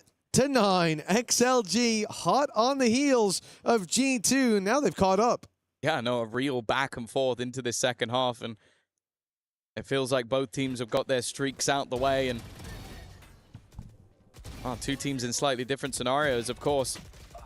G2 taking that first map in fairly dominant fashion. They are just 4 rounds away from surviving, moving into that decider match. And that also means that XLG are just 4 rounds away from elimination on the other side. If they can win this map out, and map 3 is on the cards. Now, both teams still have a purchase for this one. Run It Back, Viper's Pit, online, and one of them already being utilized. However, Baby Bay is just trying to hightail it in towards the site. He's been executed immediately, but if they get this kill, they should have the freebie as well. Raga, a bit of an error, which will level things up again. It's a lifeline for G2 in this round. They're going pushing. They want to fight Leo in the spawn as Trent finds one. The numbers stay even for a moment. Now Leo under pressure. He's down to 5 HP. The drone going out. What are you doing, Leo? He's being punished. At least the trade back for Happyway, but I mean, that was like just giving up. Yeah, I'll give Happyway the information because I know my life is void. That's what it felt like, but I think Happyway already had the information. He was shooting at you. I like 1v2. this. He saw the reveal go out to backside, so he knows they shouldn't think he's here, but he doesn't know Leaf's covering that angle. Now they can fall back and look to play it together. Even having his own wall to shroud every angle. And just look how much time has already gone on the clock. Like, how are you going to get back in? Even the battle on the cross isn't as clean as it needed to be, and he's still looking for Trent, maybe expecting a jump up. Instead, he's being wrapped on, outplayed in the end. A back and forth continuing left and right, but G2 once again will claim that lead. And unfortunately, this round kind of comes down to errors. Raga, I don't know what the attempt was with the ult, with how close they already knew they were. And then Leo's drone attempt, either that was a fat finger or he just had no inkling. You can't fat finger a drone. He took it out, he primed it, and he fired it. You know, maybe... The only thing I can think is that he hoped that Happyway would get the kill, yeah, before, like, what else? He's 5 HP in the corner. It's not like he has many options. Just looked very strange to see him do that. But yeah, good wrap as well coming through.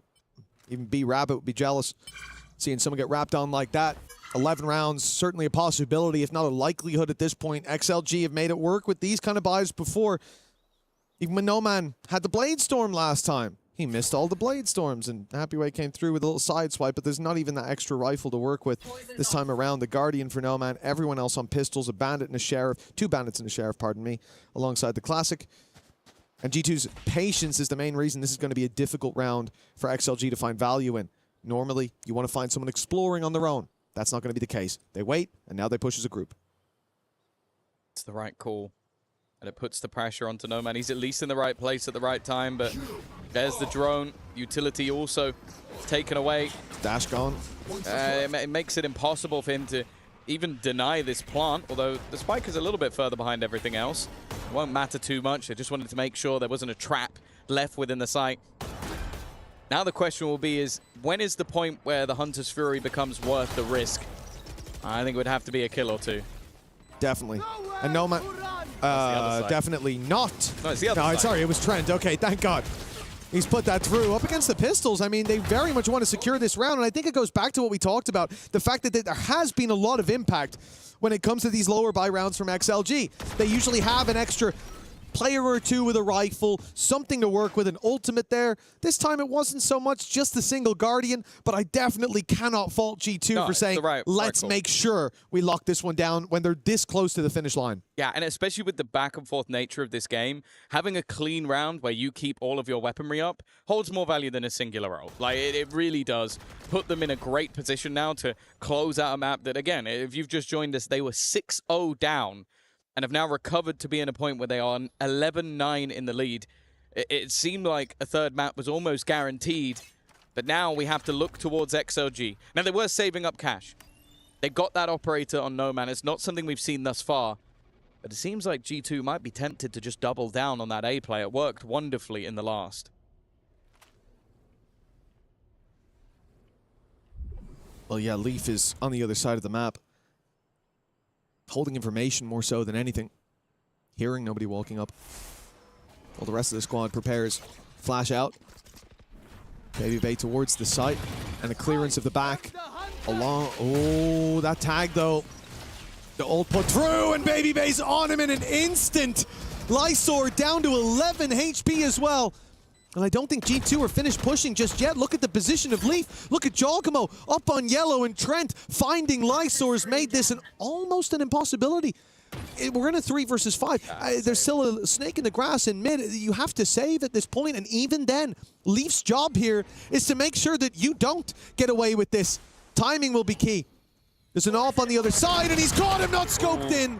That's a kill for the rifle. Not gone just yet. That big gun will at least be picked up. The G2 are running after it. Why not? Flawless round in the last. Baby Bay has been causing them so many issues, be it with his space taking or just the openers, but he will eventually be shut down. Those two guns look like they are going to be able to be kept into the next round. It's the smallest of silver linings when they are now 3 rounds behind and looking like what could have potentially been a repeat of history. It's going to be a potential beginning of the story for G2. Of course, this is the elimination match. They will still have to play a decider if they're able to close this one out. But I think getting through one of the teams that helped eliminate them over in London will be a pretty good start. 3 chances to close this out. Viper's Pit in play for G2 right off rip, and again the A side seems to be the target. XLG are immediately clearing all of that space that Leaf was being an annoyance from. So what's Leaf doing? Being an annoyance from a different position. Now he's going to wait on mid as they once again easily walk into the A site. No Hunter's Fury to try to keep them back. In fact, no Leo anymore. Great pickup from Baby Bay. And now, where do you go from here? You go through mid, of course, and then you walk into Leaf. He's here, popping his Viper's Pit. An unusual strategy to say the least, and he caught Lysor. This is ridiculous. Leaf has been a thorn in the side, and now ships in the night as he slips past No Man. I have no idea. It may work against him, but in a 5v2, it may not matter. Happy Way has managed to find a small gap, but it is a small one. And that's the thing, No Man's been chasing shadows this entire time, and that shadow bites back in the end. It is revenge for G2. It looked like after the first 6 rounds of this map that we might be seeing history repeat itself, but they will be changing the history books, beating the team that defeated them in London, and now look to go marching on into that decider game with a 2-0 victory. Yeah, it's a sad ending for XLG, a team that we've certainly seen some heights from, but G2, they came here looking to settle the score, to level the ledger, and they have done just that in a big way.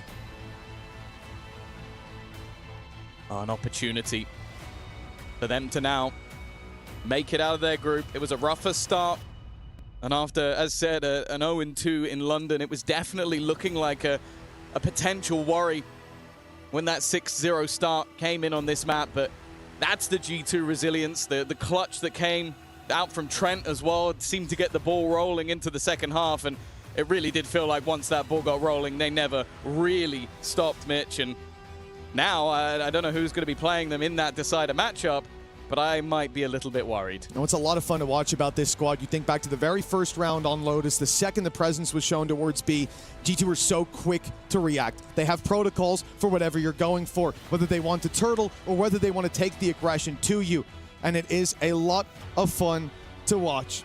You know who else is a lot of fun to watch? My good old pal, Degon.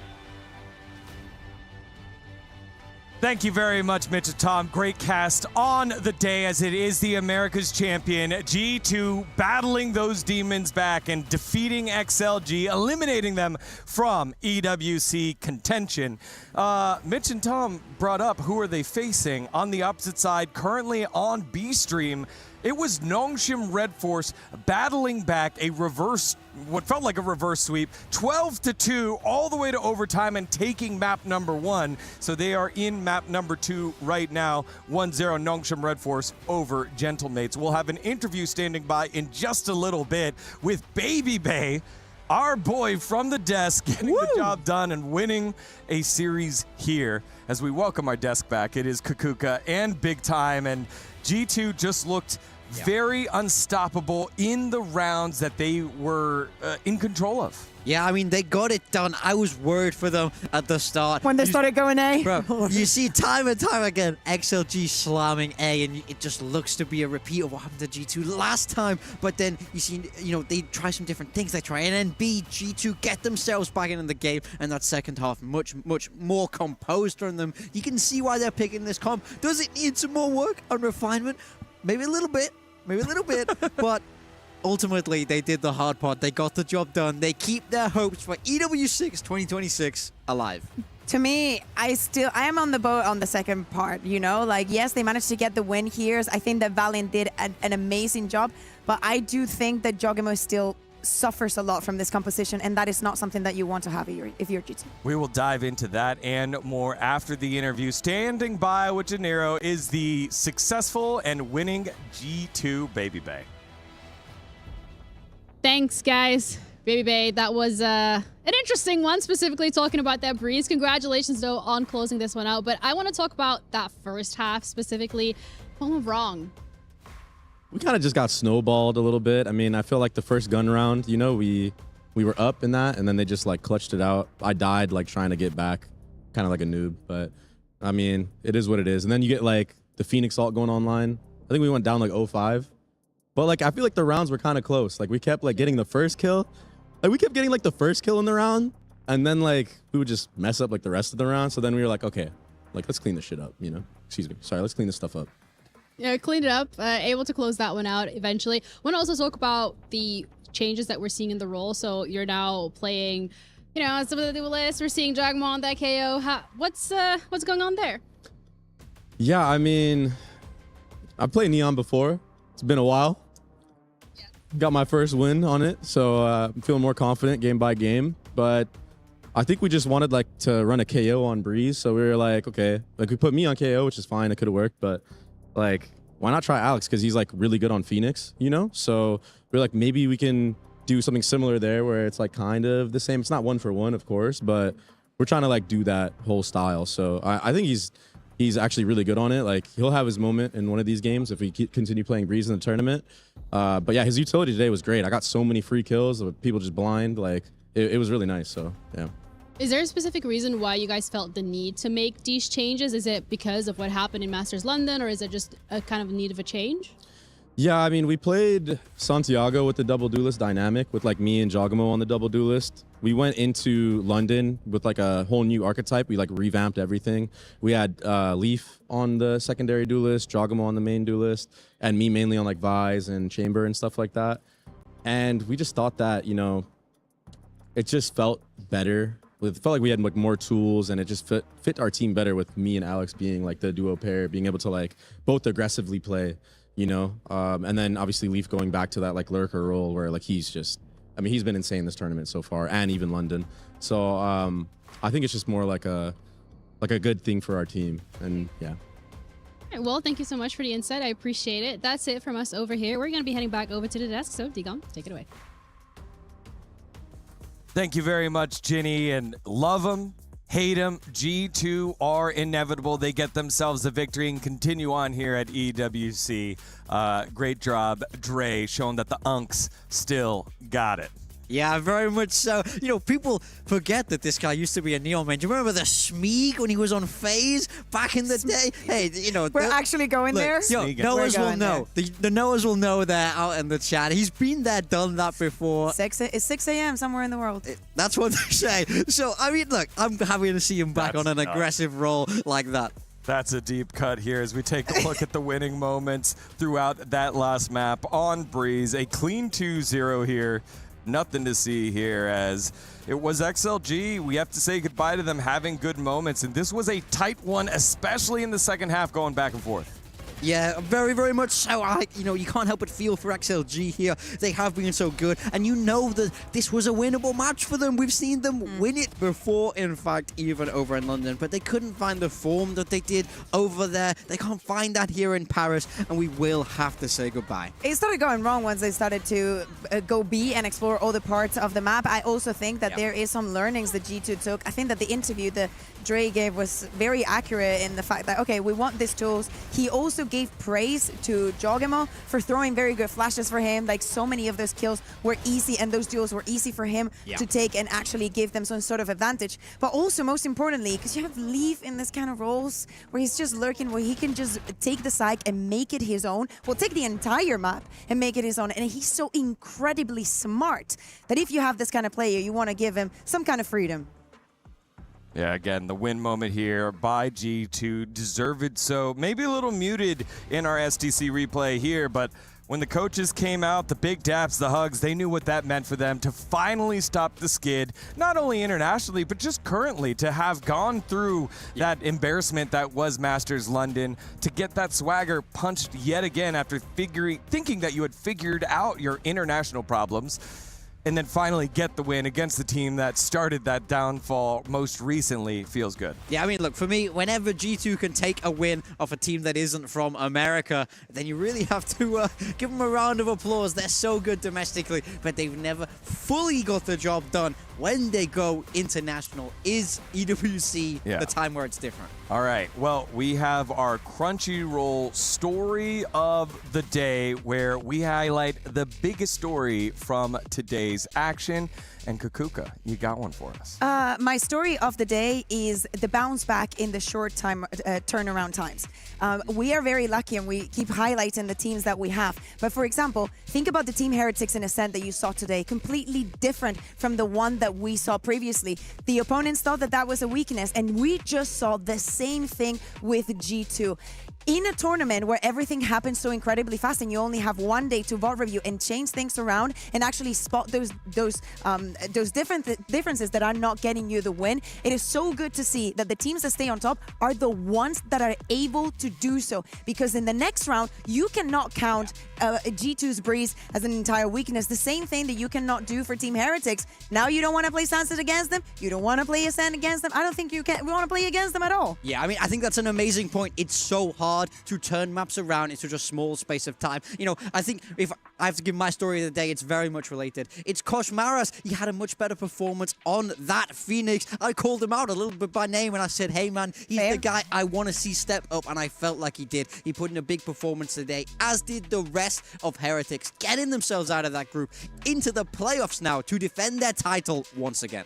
For me, I think it's the fact that G2 on Breeze, they stuck with that same composition. Valen gonna be, or Jog gonna be on the KO, and sticking with that Neon was Baby Bay. They've shown it now twice, so teams know what to expect, that this is what they're gonna do moving forward, which is pretty awesome. I think that what he's saying is he just likes watching Baby Bay. That's what I heard. That's what I heard. That's what I understood, right? Okay, so I don't. No bias. I don't speak Goy, but that's what I understood. There's no bias here. He played well. Let's take a look at tomorrow's matches, as we do have those elimination matches, it's the teams that will make it into the playoffs as the 2 seed. It is BBL Esports up against EDG, and after that, the reigning world champs NRG up against the Blue Wall, the final hurdle for Carmine Corp to get to play in front of the fans here at Paris at EWC 2026. Yeah, I mean, speaking of Crunchyroll, it's crunch time for these teams now. Win and you're in, lose and you go home. It can't be any simpler than that. BBL going up against Edward Gaming once again in the rematch. That was the opening game of the tournament for us over here on the A stream. So that's one I'm very much excited to see. Yeah, and it's been a short time, but we've seen many different faces from the teams. We've seen also old faces with Gentlemates choking a 12-2 lead. Yeah. Let's not talk about that until we see what happens with that match, because I'm not ready. It's too soon. Well, no worries. The action is not on and not over yet. You can head on over to the B stream and check out that Nongshim Red Force versus Gentlemates qualification match for Group C. But here in Stream A, we're done. We'll see you tomorrow for more Valorant action. On behalf of everyone here at EWC, thank you so much for watching. We'll see you tomorrow.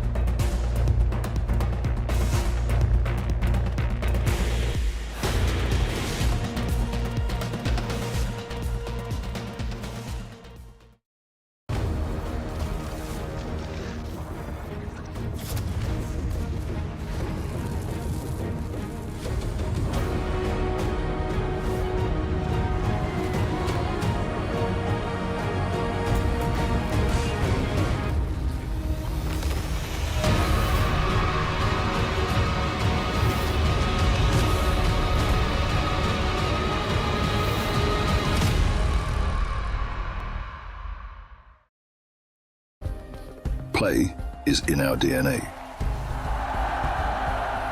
Whenever we let it out, it becomes our superpower. Now imagine an entire city being built to supercharge it. Kadir City, powered by Play.